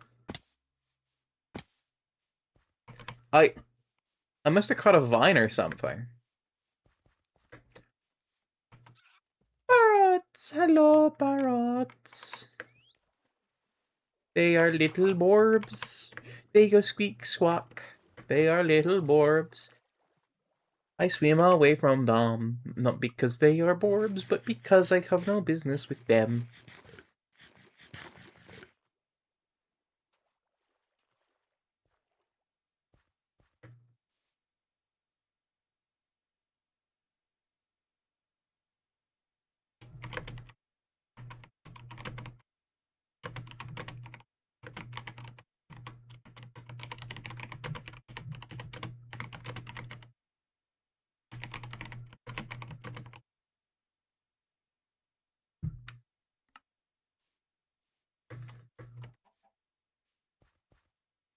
Someone just messaged me. There's a moderation issue going on a server that I mod for.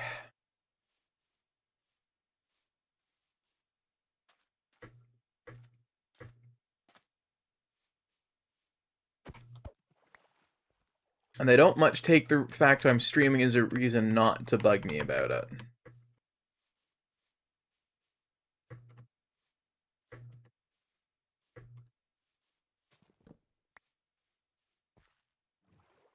So basically told them, look, here's my 2 cents. Take it or leave it.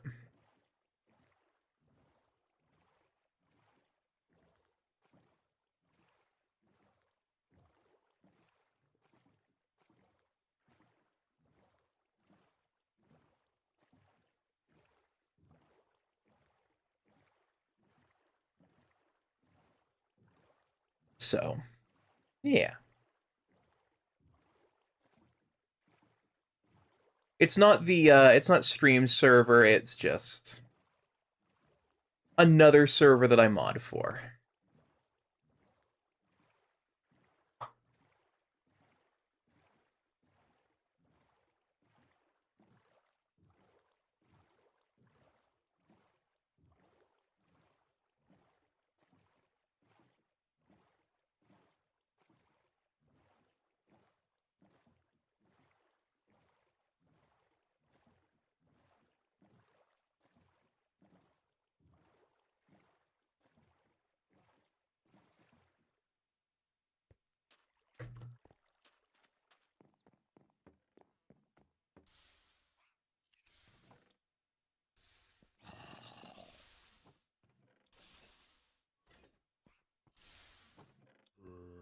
So the little guy made any progress.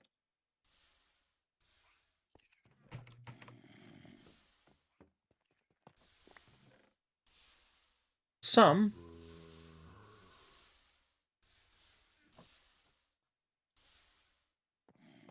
Not a whole lot, though.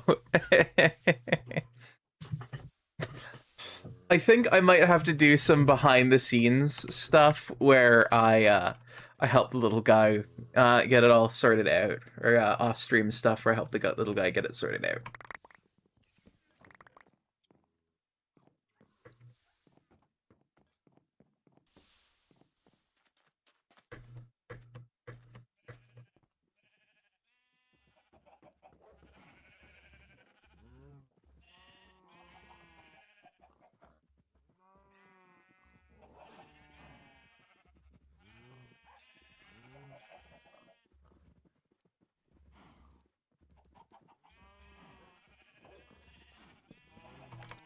So, you know, there might be a way I can help him out right now, actually, and that's by throwing another copper golem in the mix.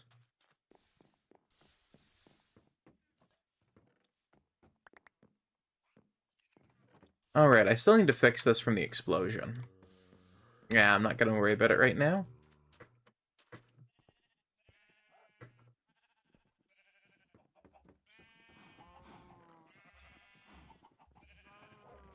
Alright, do I have another pumpkin?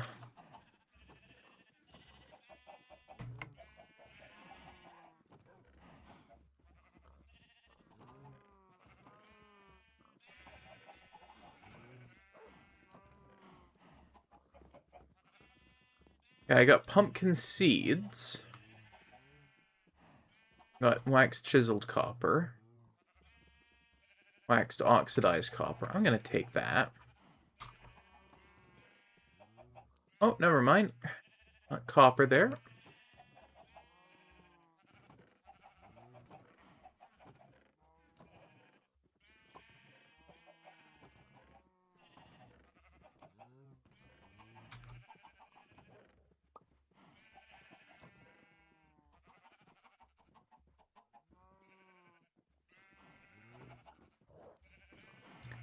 Alright, where did I see them pumpkin seeds?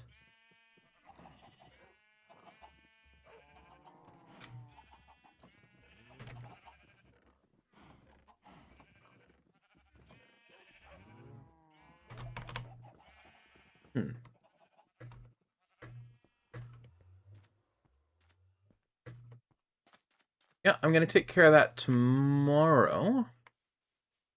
It's bedtime in game now. There we go.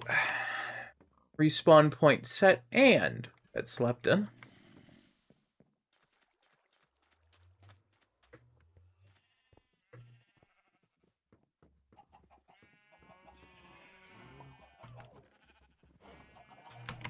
Now I saw pumpkin seeds somewhere in here.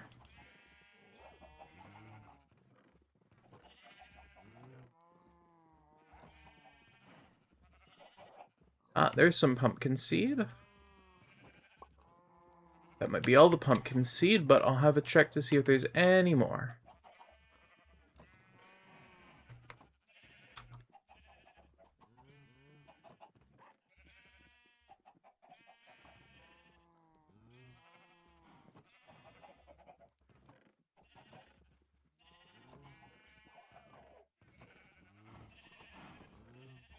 Now, do I have any melon seed while I'm in here? No, that's cocoa.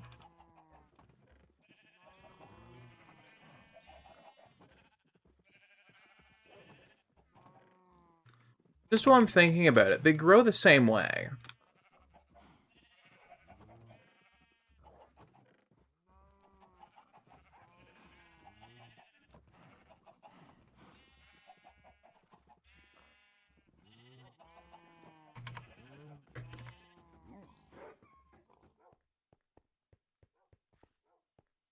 I think I'm going to take this one crop of wheat and dedicate it to growing melons of some sort.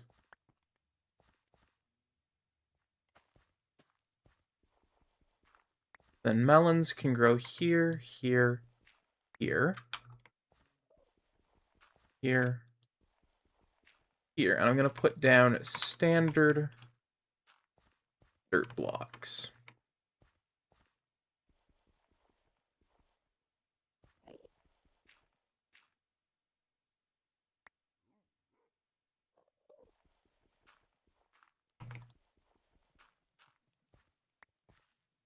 And if I plant melons, yeah.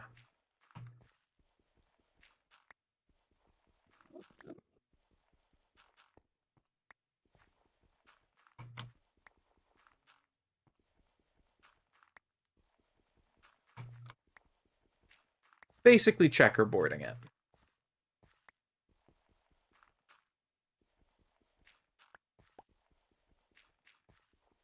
And I'm surprised it took me this long to realize that's what I'm doing.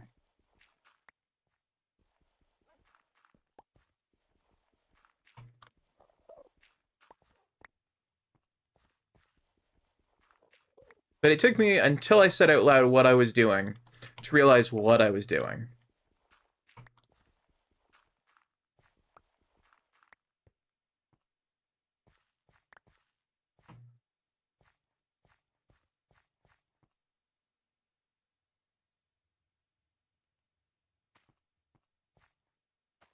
This is going to be where I grow my melons.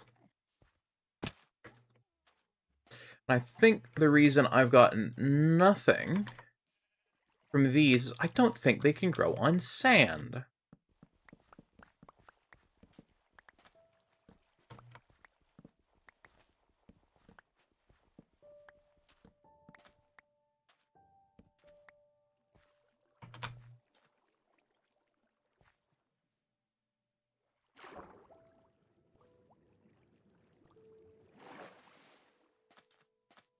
I think it was a very pretty place to plant them, but I don't think it was a very practical place to plant them.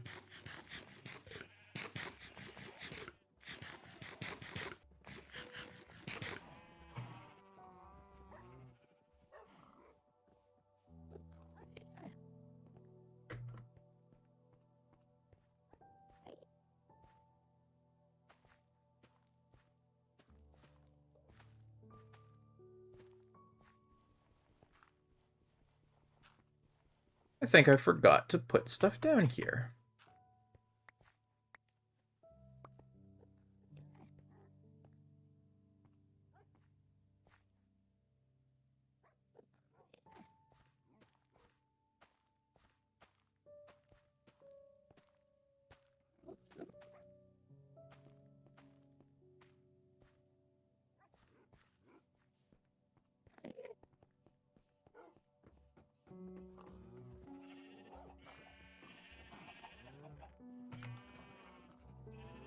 Now, I think I need bone meal production.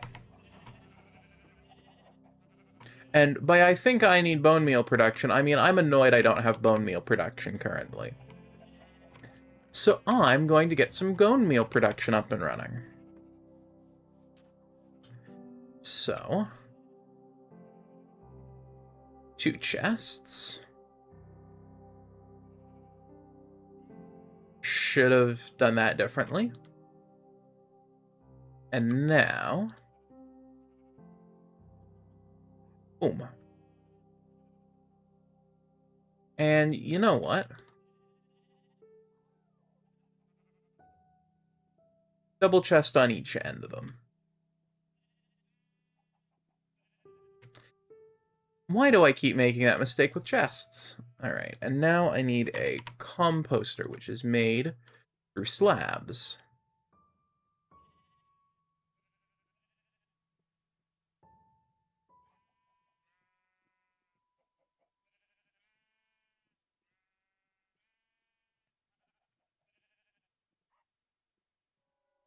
There we go.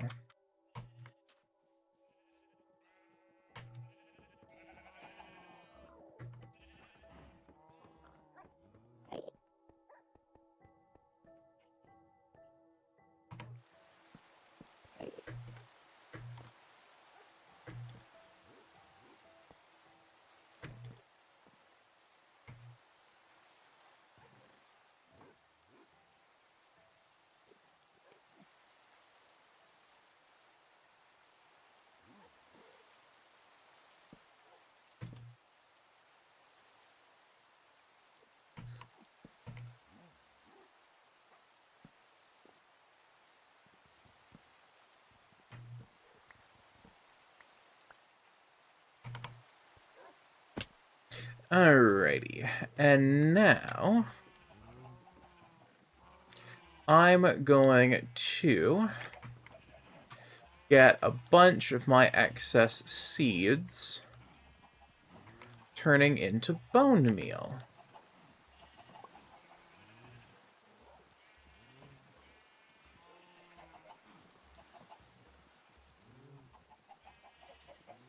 I'm not sure if I can turn kelp into bone meal.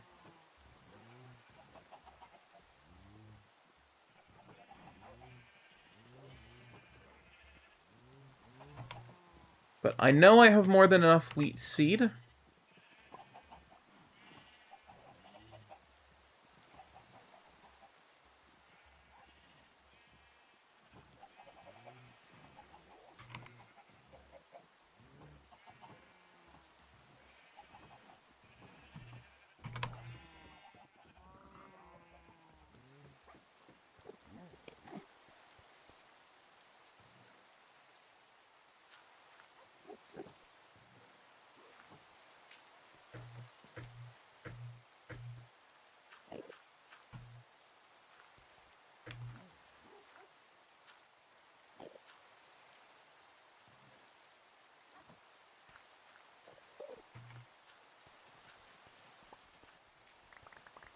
Alright, and I'm gonna harvest up all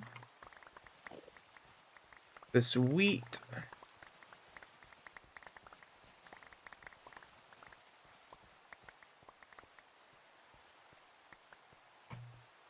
Replant it, and then I'm gonna seed.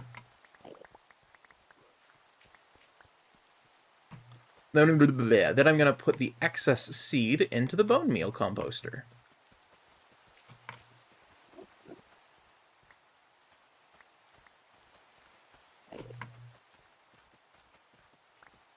That way, hopefully, we can get another copper golem on the go.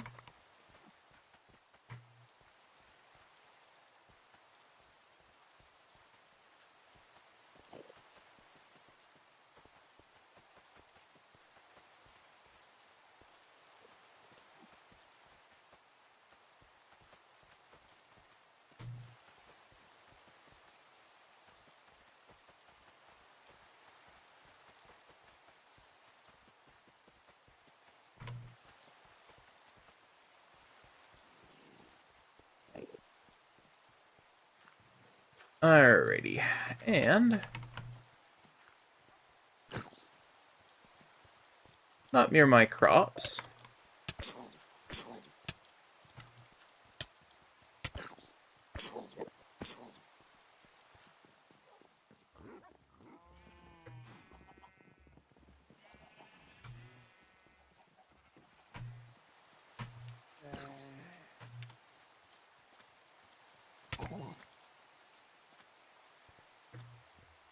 Baby zombie jackass.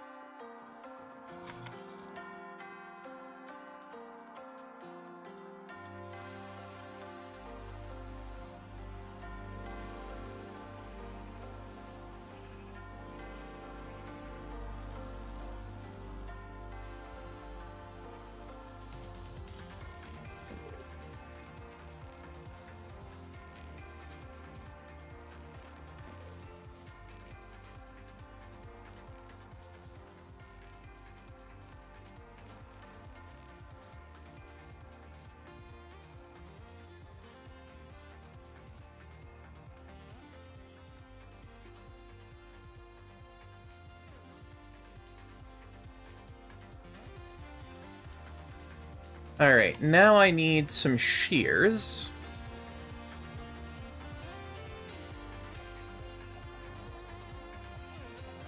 Which are around here somewhere.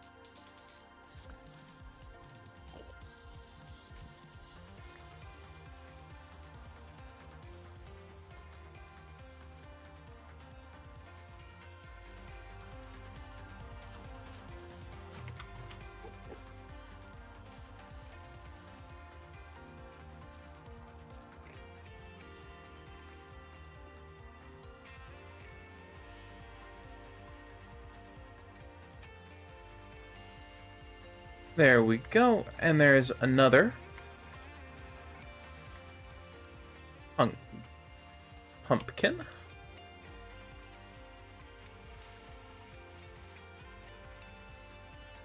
Alright. 3 pumpkins, 3 blocks of copper. I'm gonna go into the audio settings very quickly and turn the jukebox and note blocks music down. I think I needed a bit more than that.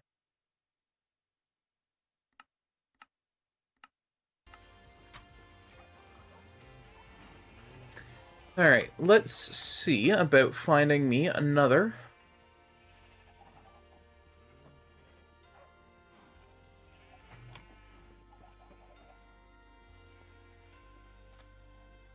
Oh, and I'm gonna need a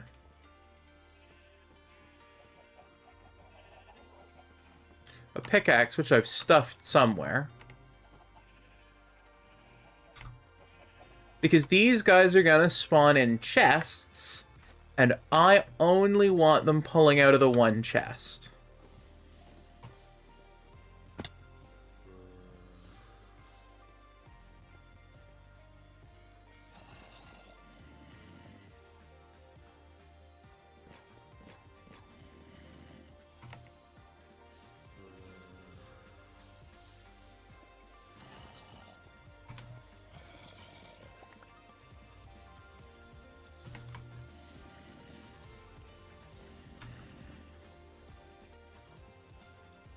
There we go. Got them all set loose.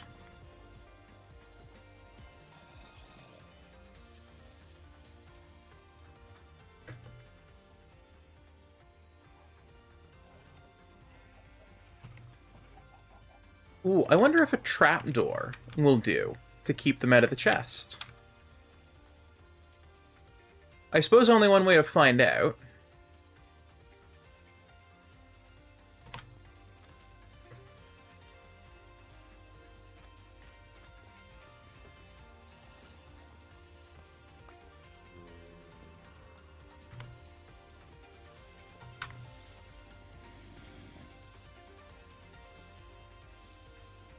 And because I want them looping around, I think it's time I finish the stairwell.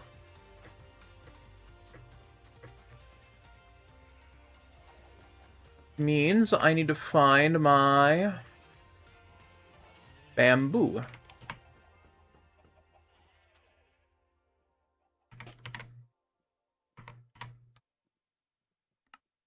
Bamboo blocks. Turns into bamboo planks. Becomes bamboo stairs.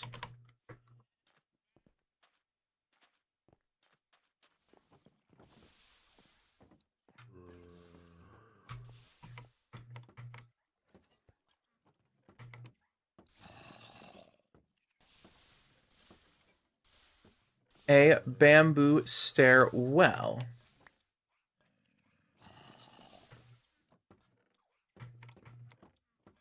Hey, this is my bamboo panda. I did not steal it from your palace. Though, I might have taken a generous donation from your palace of bamboo.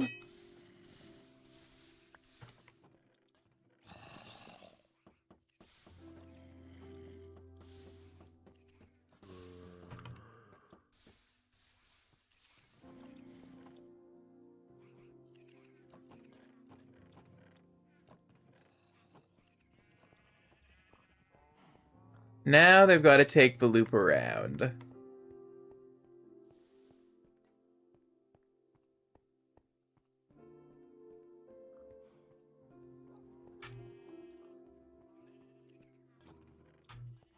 That's 3 of them, but there's 4. Where has number 4 gone?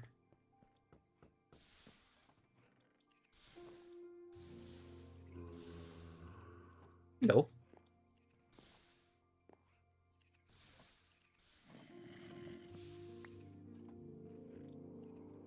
You're trying to get down there, little fella.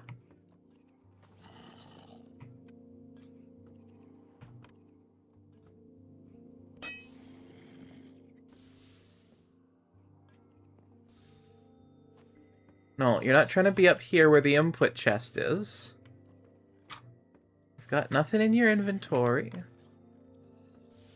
Come on, little fella. There we go.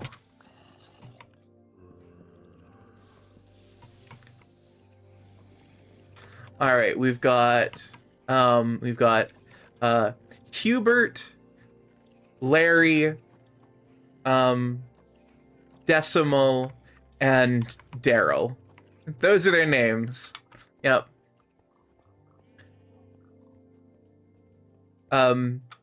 Decimal, which is a huge reference to Huey, Louie, and Dewey. Hubert, Larry, and Decimal. And then I didn't know what to call the last one, so Daryl. Like Dewey Decimal?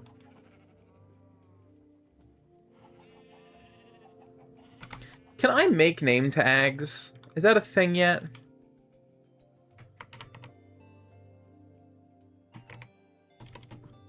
Dang. Okay. I'll just have to remember that those are their names. You know, the Dewey Decimal System, the thing libraries use. I couldn't think of what Dewey would be short for.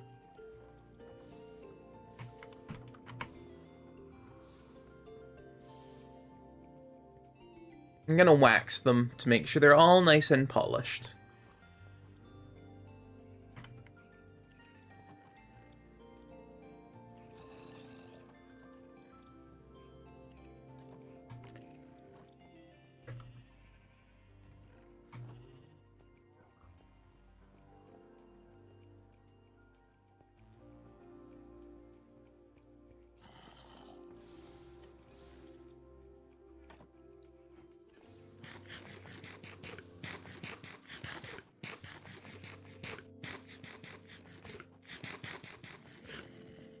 But yeah, now our little robot buddies have some more robot buddies.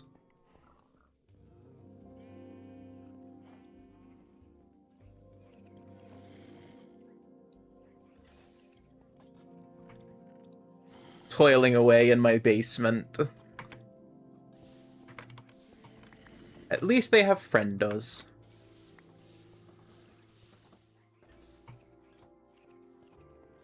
Press X to doubt. Look, just because... Look. It was an involuntary donation, but it was a donation nonetheless.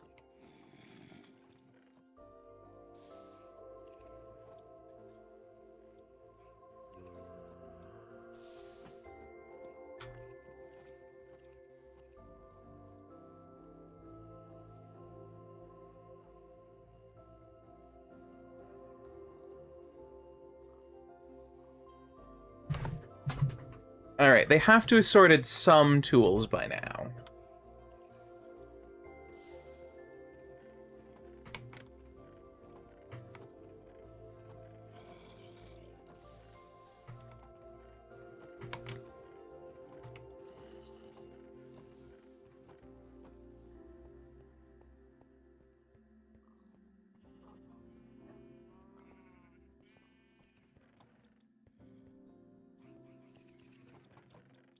Hopefully this pathfinding isn't too much for them. I'd hate to overload the poor little robots. Poor little fellas. Pat, pat, pat. Pat, pat, pat. Pat, pat, pat. Pat, pat, pat. All good robots.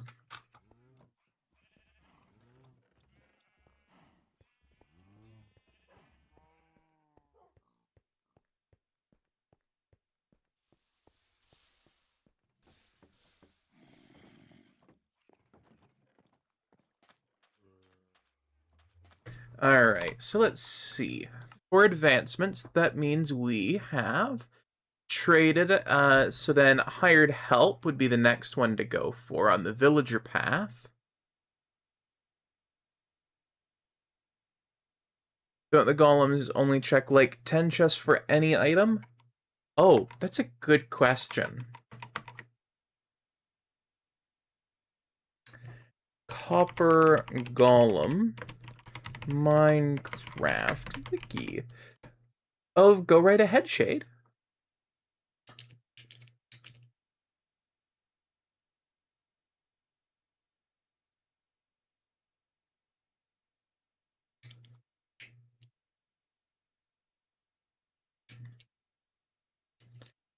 Okay.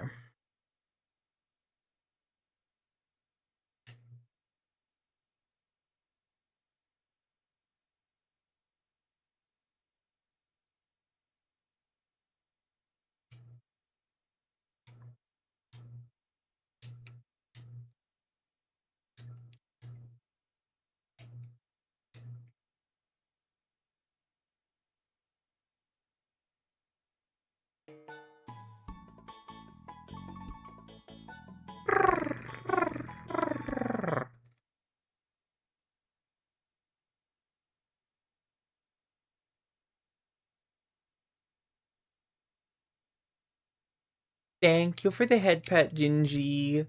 And who is Father Nurgle? Ah, Grandfather Nurgle, which you might have heard as Father Nurgle, Grandfather Nurgle, the great-grandfather, the father of pestilence, or any number of fanciful names. But first, can we get a shout-out for Gingy, please, from one of the wonderful mods?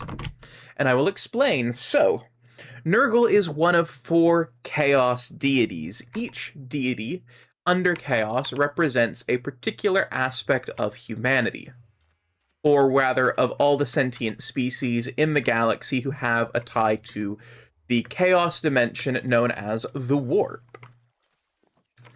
And each one represents an aspect of nature and an aspect of humanity.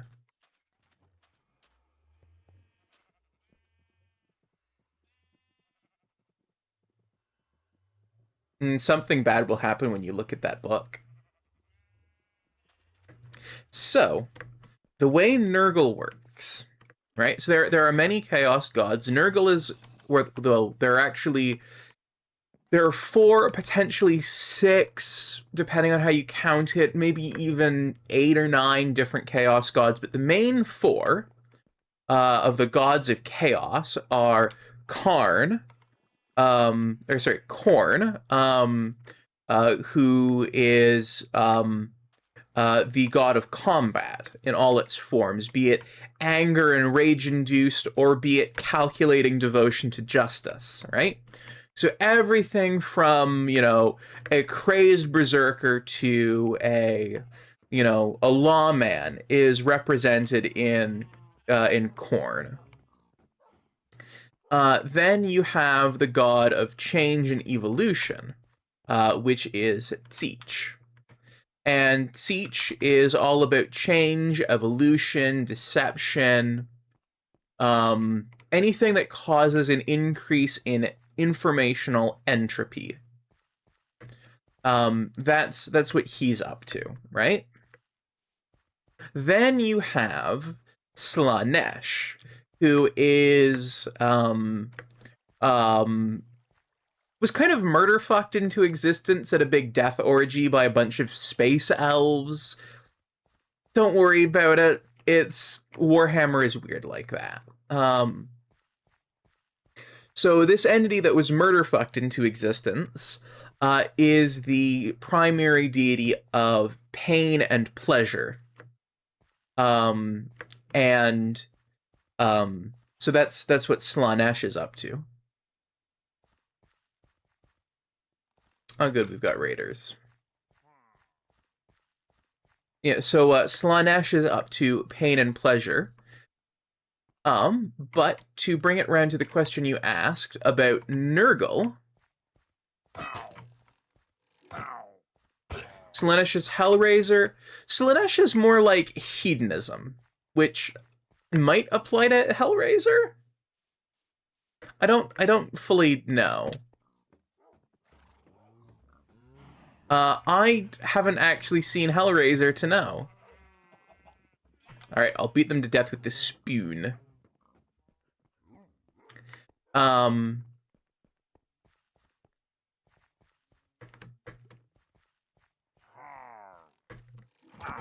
Get spooned, nerd.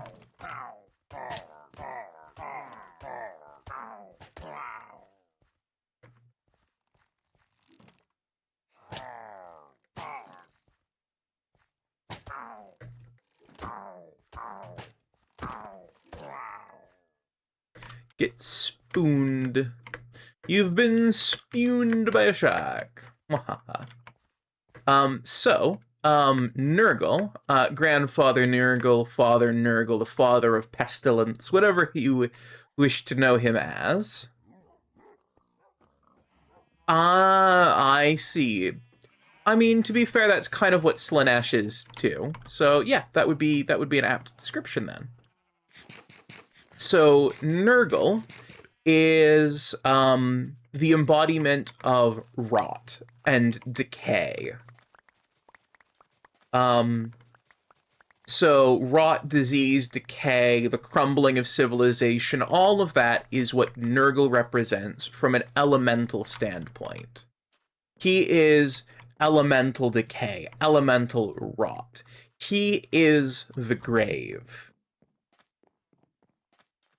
And everyone is welcome in death, and none can escape it.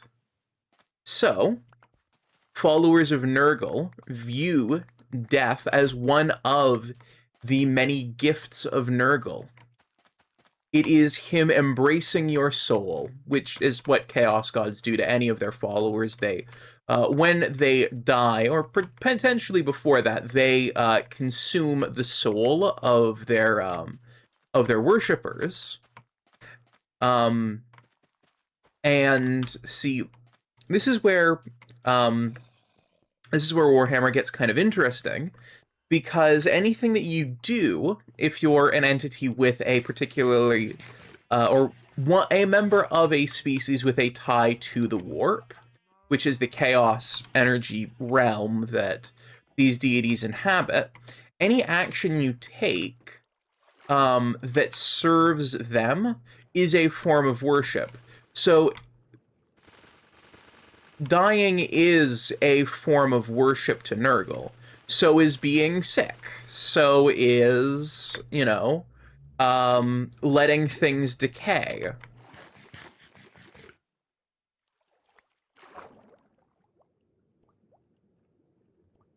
That's all service to Nurgle, and when you die, Nurgle will claim your soul.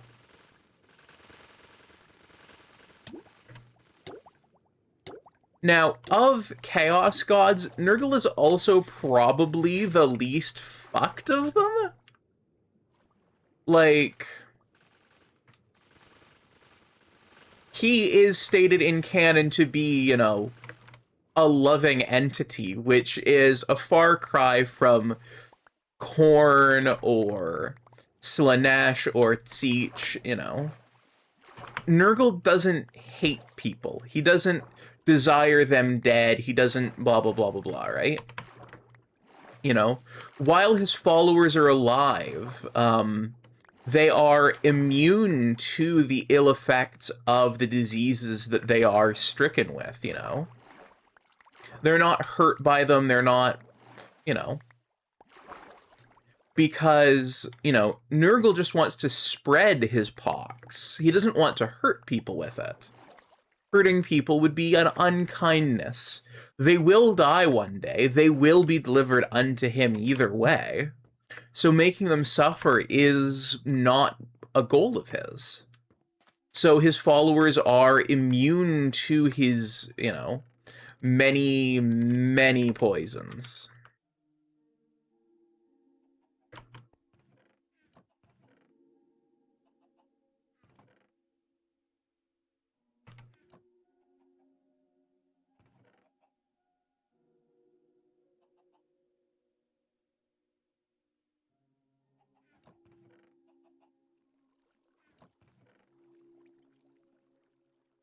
Nurgle is a chaos god that sees sickness and plague as a sign of devotion, more or less construct of his... Kind of, except... So this is where it gets interesting. Nurgle doesn't conceive of himself as a deity. You know, he doesn't have priests going out to advocate on behalf of his religious order or whatever. He just simply views all of life as being, you know, he sees suffering and pain, and he wants to help these creatures that are suffering and that are decaying and that are dying, but he doesn't really know how to.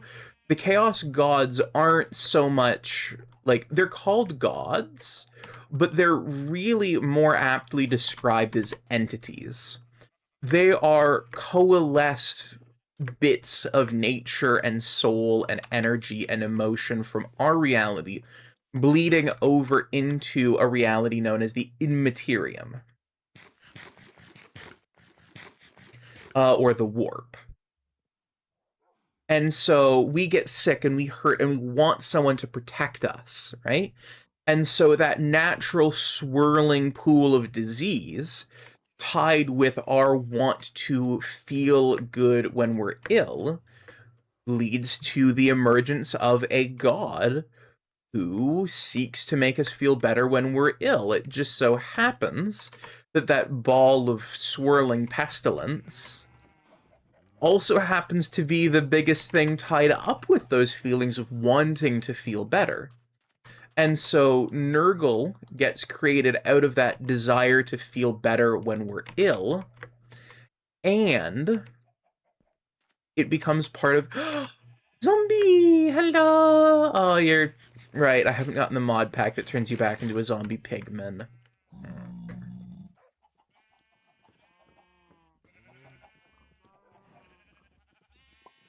So that's what Nurgle is, right? He's that swirling desire to feel better when we're ill, manifest into an entity that makes us feel better when we're ill.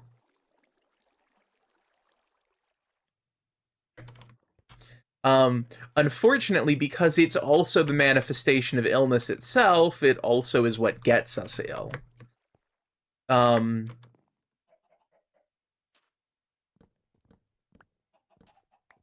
But, like, of all the Chaos Gods, Nurgle is probably the kindest of them.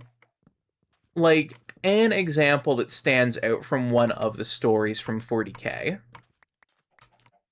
More so in any of our creation. Yes, basically we created Nurgle, and Nurgle in turn feeds back into that. Like, it's canon, for example, that during the Great Crusade, and the Emperor going around and basically going, no more religion, religion bad, religion heresy. Funny how that works. You know, the Emperor basically banning all religions. A literal god of atheism began to coalesce in the warp. A god of non-belief began to coalesce because people believed in non-belief,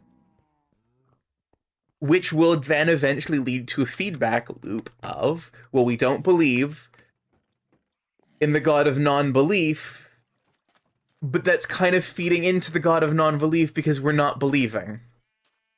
And that's how the warp can kind of work with its deities, is they feed back cyclically into each other.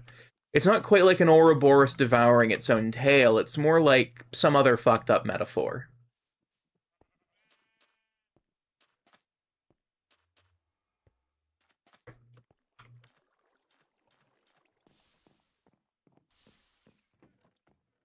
Basically, we feed into them and they feed back into us. And it keeps going down tier to tier to tier to tier to tier.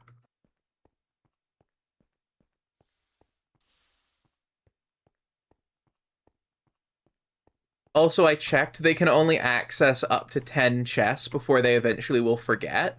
Now, theoretically, that means that by the time they get here, they should go, oh, there are chests here. And eventually, items should get sorted.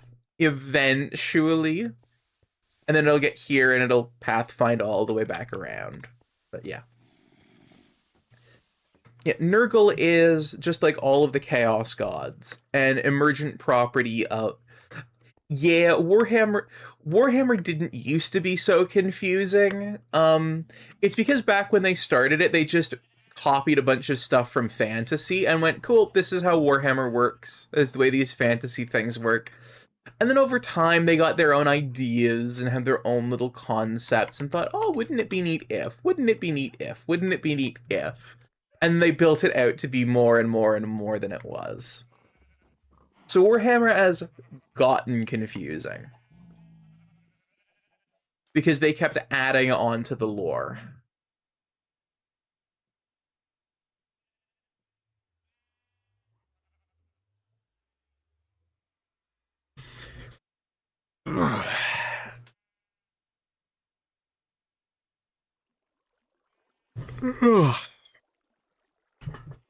Sounds cool, at least. Oh, it definitely does. I could ramble probably for hours about Warhammer lore.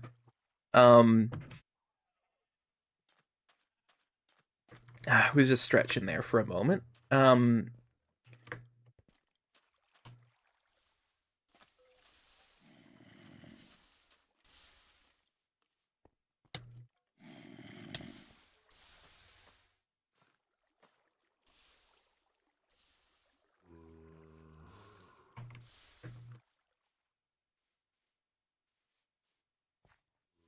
You know what? I'm going to spend the last bit of stream blending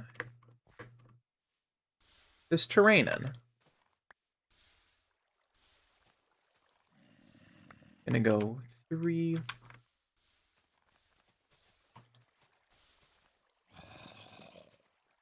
So I think my first step is probably gonna be taking this and just cutting it down.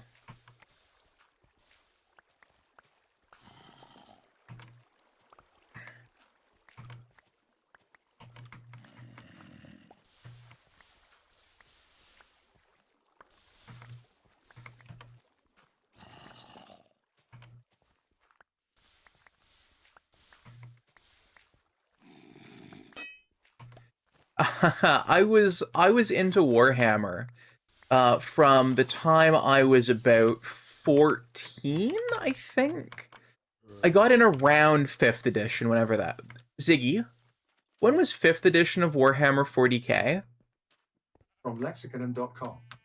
Warhammer 40,000 5th edition rulebook, 5th core rulebook, Warhammer 40.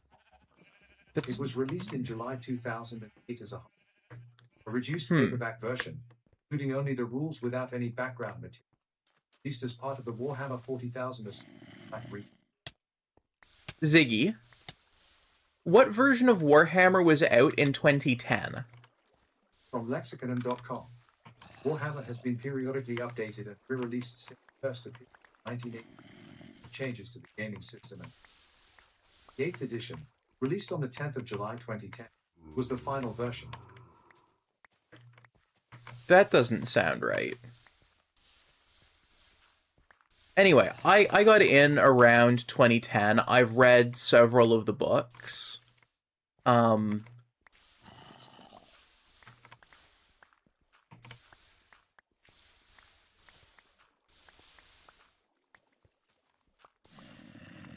I could go on and on about its lore for absolutely hours. The main reason... Hello, Riley. The main reason I got out of Warhammer was actually the pandemic. I'd actually just bought up stuff to do 2 new armies for Necromunda, which is the skirmish game for it. I bought a big box of Necrons and a big box of Blood Angels. Because I had really been enjoying Necromunda. And I thought, you know, get myself a couple more armies. It'll be great fun. Plus, if I have these armies, then if I meet someone who doesn't play, but wants to, I can have an army that they can play against me with. So I'd have my force of Chaos Marines, which is what I played, both in full 40k and in Necromunda. And I had these 2 other armies that were fun. And if someone wanted to play, like they wanted to try Necromunda, then I have these 2 other forces that they could play with or that I could use. You know, I knew people who liked 40k but didn't want to build a Necromunda army. And I thought, well, okay, I can share with them and they can, you know, use that. But the pandemic happened and the local game store that I went to, one of its 2 owners passed away, and his wife basically just wanted to sell the store, but the other owner didn't have enough to buy her out. And so the lawyer said the best bet is just to sell the store and split the assets 50-50, because it would be hard to win that case in court. And so that was the end of there. And the other game stores near me focused just on Magic the Gathering or another game, and they have no Warhammer rules because there have been incidents, let's just say, in the past that I am aware of, where some people were just utter asses. And so after that happened, during the pandemic, the game store closed down, and I didn't have anywhere to do Warhammer, so the armies are built, they're not painted. And frankly, I don't know where they are now. In boxes somewhere.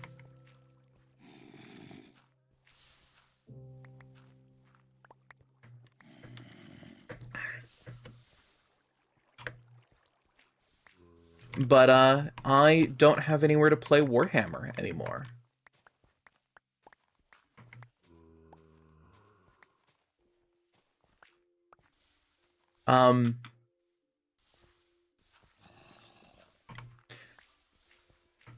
Yeah, it does. Though, honestly, if I was still actively playing Warhammer, over the last couple years, I would have stopped anyway.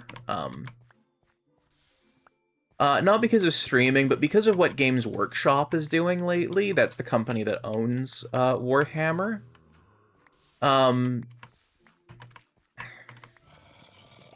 Prices have just gotten out of control for Warhammer stuff.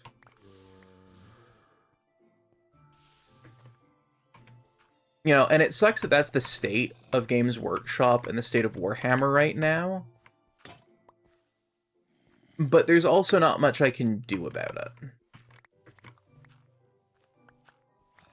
So, you know, I moved on to doing Gundam. I say moved on to doing Gundam. I more so moved back to doing Gundam. Because Gundam is actually how I ended up into Warhammer in the first place. I give Jensen a silly idea where you meet him... you meet Weston, Yuma Drifter, and Krista start in a Law & Order style series or a Law & Order spin-off that takes place in Toronto.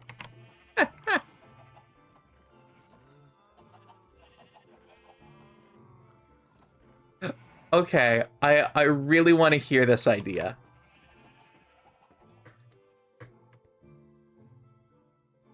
This sounds hilarious. But yeah, around 2008 I got into building Gundam, and I got one or two every couple months. Basically, anytime we went down to the city, I would pick up a couple. And sometimes the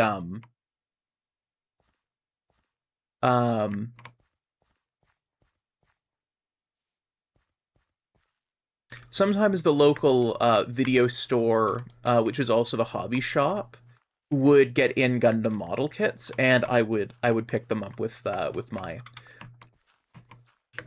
chore money or any money I'd gotten for birthdays or Christmas. But then the hobby store in my hometown, they started getting in Warhammer stuff, and they got that in a lot more frequently, so I started into Warhammer. And, you know, it had this game attached to it, and it was loads of fun, and I really enjoyed it. And then they had this little mini game, this skirmish game called Necromunda that I got into when they came out with the, you know, edition around, like the one that was tied to 8th edition.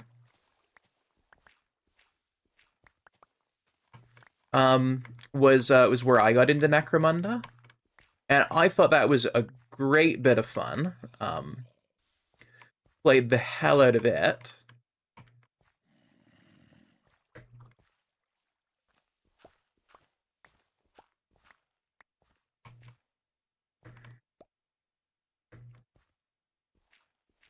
Okay, that's a neat idea. That's a neat idea, Riley. I like it.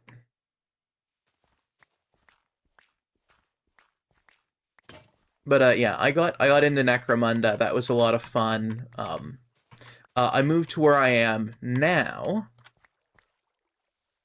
Maybe I got into Necromunda after I moved to where I'm at now. Either way.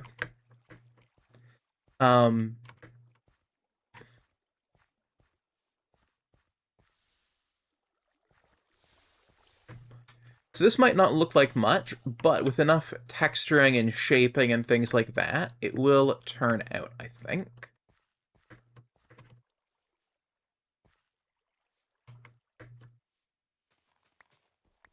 This is going to need the same sort of hauling down. I think I'm going to set it along this same line.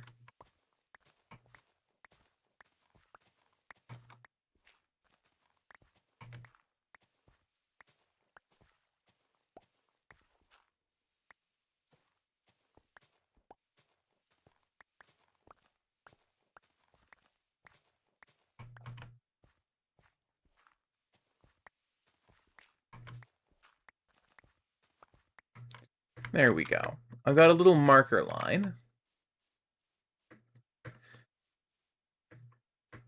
But yeah, so after that happened, during the little tail end of the pandemic, I wanted to get back into Gundam. And it was around the time I was actually making this channel, I decided I was going to pick up the Nobel Gundam as my first one back. And while setting up this channel, I took an old nickname of mine that was what I used on the Wii, the Wii U, a bunch of stuff.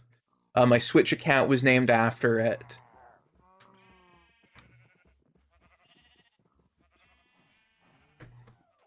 And,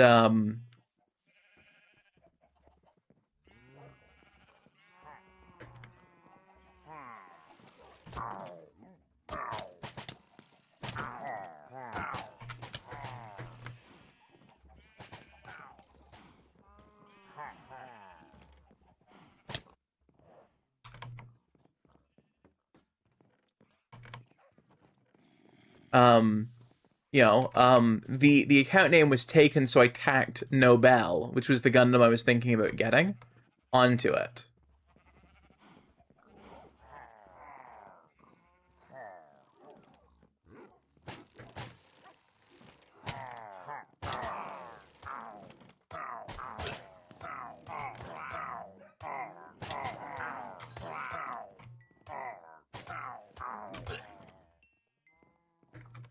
Good duggos.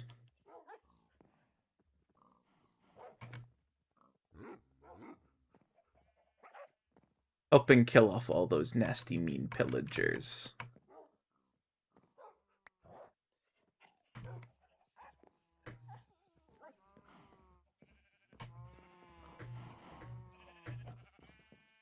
But yeah, so I tacked it on to the name, and now it's what everybody calls me. And actually, just recently, I finished building the Nobel Gundam. Have I posted the pictures of it? I don't know if I have. And actually, where is the Nobel? There's where I put the Nobel. Right. I will post those in the server's general chat after stream.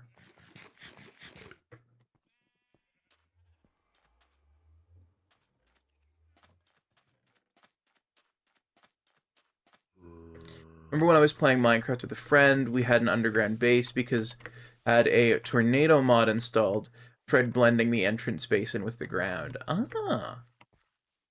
Terraforming is always, I think, fun in Minecraft.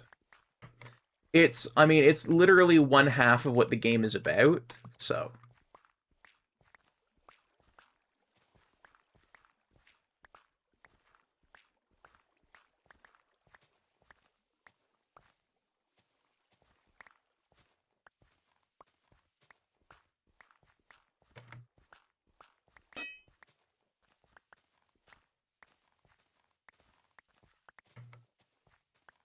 I think the big cut slabs are going to be useful, at the very least. For giving me a foundation, I'm not going to say no lower than this, no higher than this. It's more just giving me a smoother shape to work with, rather than the harsh block that I had before.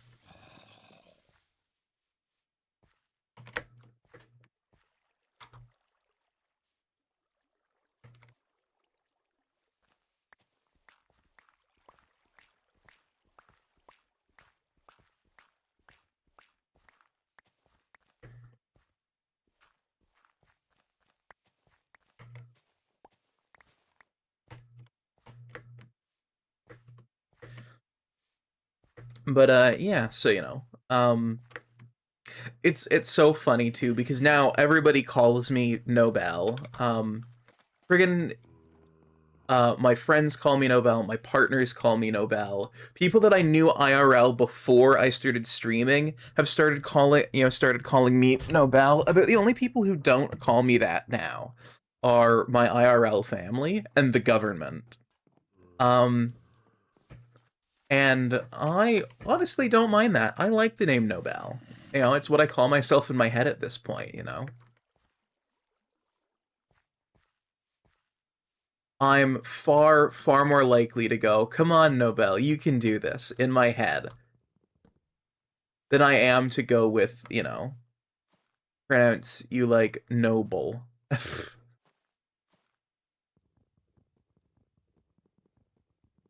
Yeah, some people call me Noble, some people call me Nobel.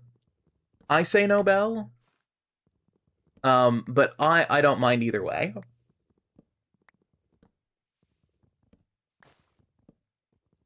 And sometimes I say Noble, too.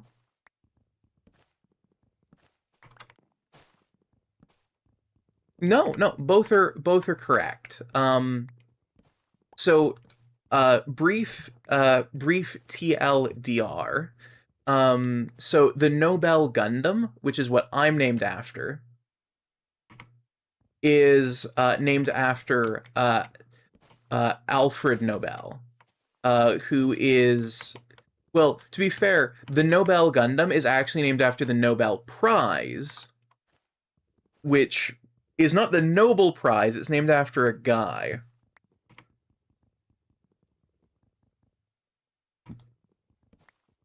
Which is Alfred Nobel. It's not the Nobel Prize, but the Nobel Prize. And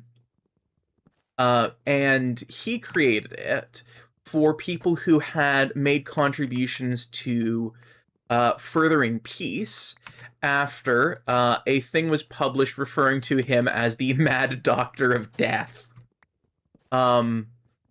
Because his brother had died, but people thought that he had died. And so people were going, yay, the Mad Doctor of Death is dead, because he had invented TNT. And he went, oh my goodness, no, I don't want my legacy to be the Mad Doctor of Death. I invented TNT to make mining safer. It's not my fault that these mine operators have used it like madmen, and that it's been turned into a weapon of war. So he made the Nobel Prize, and so it's named after him, and it's awarded to people who have made some stride towards bringing peace to humanity. Now there are other Nobel Prizes that they've come out with since, like the one for science. The one for technology, the one for economics, but all of those are meant to be these people have somehow furthered the course of peace. Be it through some sort of economic peace between two warring factions, be it, it's the idea anyway, be it having made some contribution to science that will help promote peace, or otherwise the betterment of humanity, like, well, the person who figured out an even better way to synthesize nitrogen for fertilizers. Which, by the way, that's what Alfred Nobel did to get TNT, was he improved a way of synthesizing nitrogen. But, I believe it is time to raid on out. Yes, it is. It is 9:01, so let's see whomst is live to raid on out to. That's my reward queue. There's the stream manager. Alright, raid channel. Following. Let's see. Sort by viewership. And by the way, I'm sorting by lowest viewership because I want people to go, oh, yay, and spread the love, rather than going, yeah, these are my viewers and I'm gonna get you to give me some of yours. And you know what? It's been a while since we've stopped in at Dakota. So let's go say hi. And here is our raid message. Sharks. Mine on in. No, let's tunnel on in from Minecraft. And for those of you who have access to the emotes, please do consider using this variation, but it is time to raid on out. So I hope you all have an absolutely amazing rest of your day. Bye now.